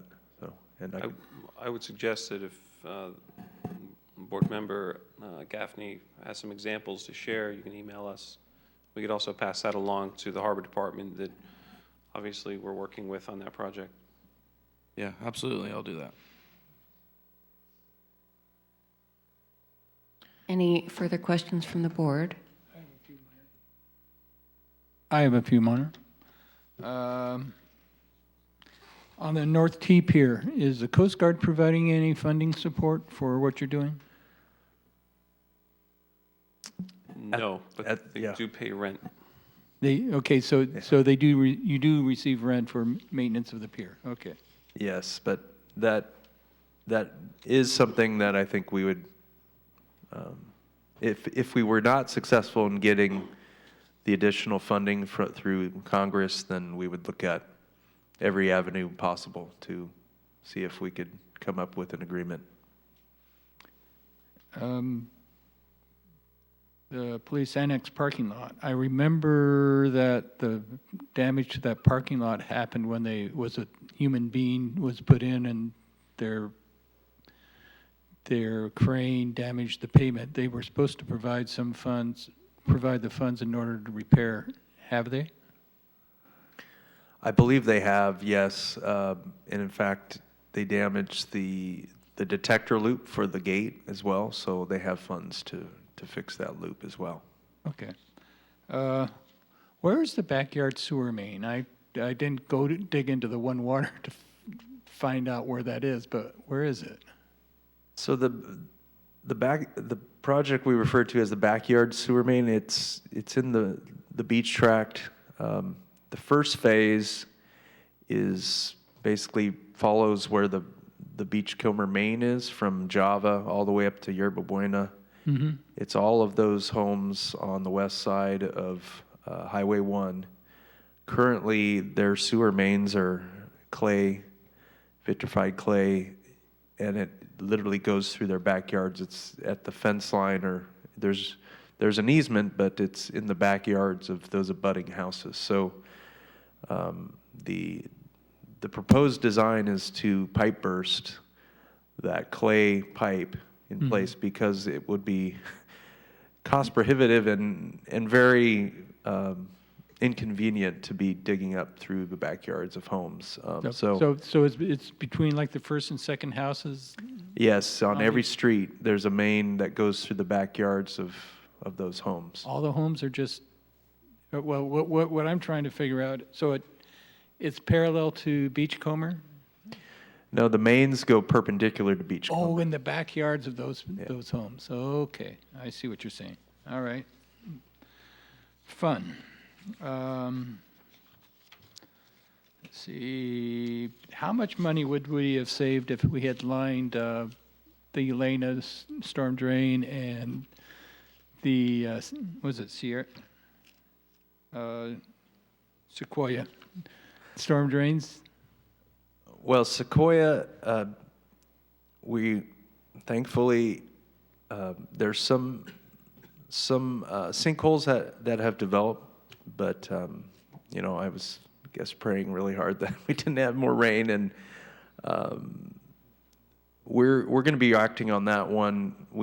I'm working on a contract right now for getting someone with the specialized equipment to go in there and camera and get it assessed so that we know, are we looking at a relining option or do we need to do full replacement? So that's Sequoia. As far as the Elena, that's a $500,000, with everything, inspection, all the costs, it's about $500,000. And at one time, you could probably do it for a tenth of that.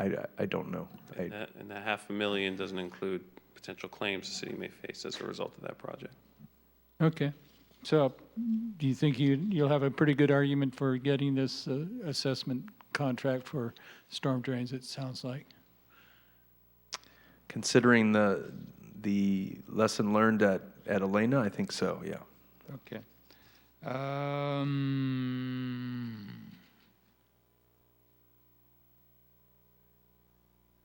And you did mention, and Greg, you did discuss the pavement ceiling project, so cool. Looking forward to seeing that one too. And we will be, that was on my list to do during the winter months, and we were playing storm chasers all, first few months of the year. So, but it is a priority project to get our street list together and bring it to PWAB before we actually go out to bid with it. We'd like to get some feedback from the board on the street listing. Have you included fixing the South Bay bike lane restoration, whatever it is you were talking there, on your FEMA list? So we will be putting it in our FEMA list. One of the things that's great about South Bay and other federal aid roads is that we have FHWA at our disposal as well. So I've already submitted DAFs, or disaster assessment forms, for South Bay, Main Street, Radcliffe, even the storm drain on Embarcadero that failed. I don't know if you were aware of that. We had a storm drain failure right by Front Street, Embarcadero Beach. We replaced it very quickly, so it was, it's in our busiest area of town. So, but all of those I've submitted DAFs, and I'm told by our local assistants that we're in line to get programmed for funding. Now, that doesn't mean 100% you're going to get reimbursed, but it certainly is a step in the right direction based on the photos they saw and the description.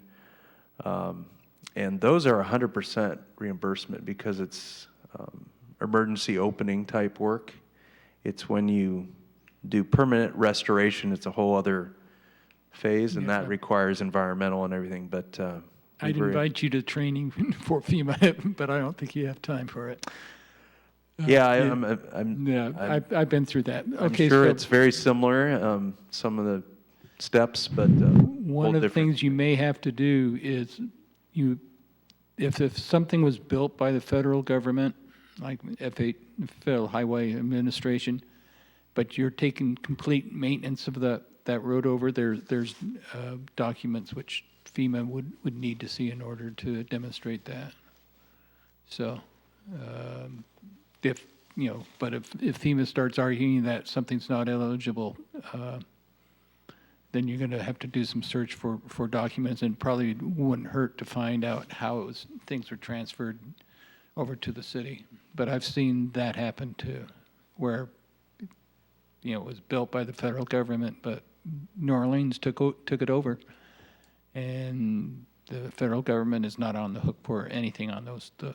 So there's things like that happen a lot too.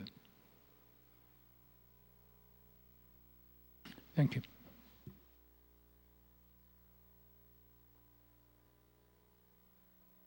Does that conclude the board's questions?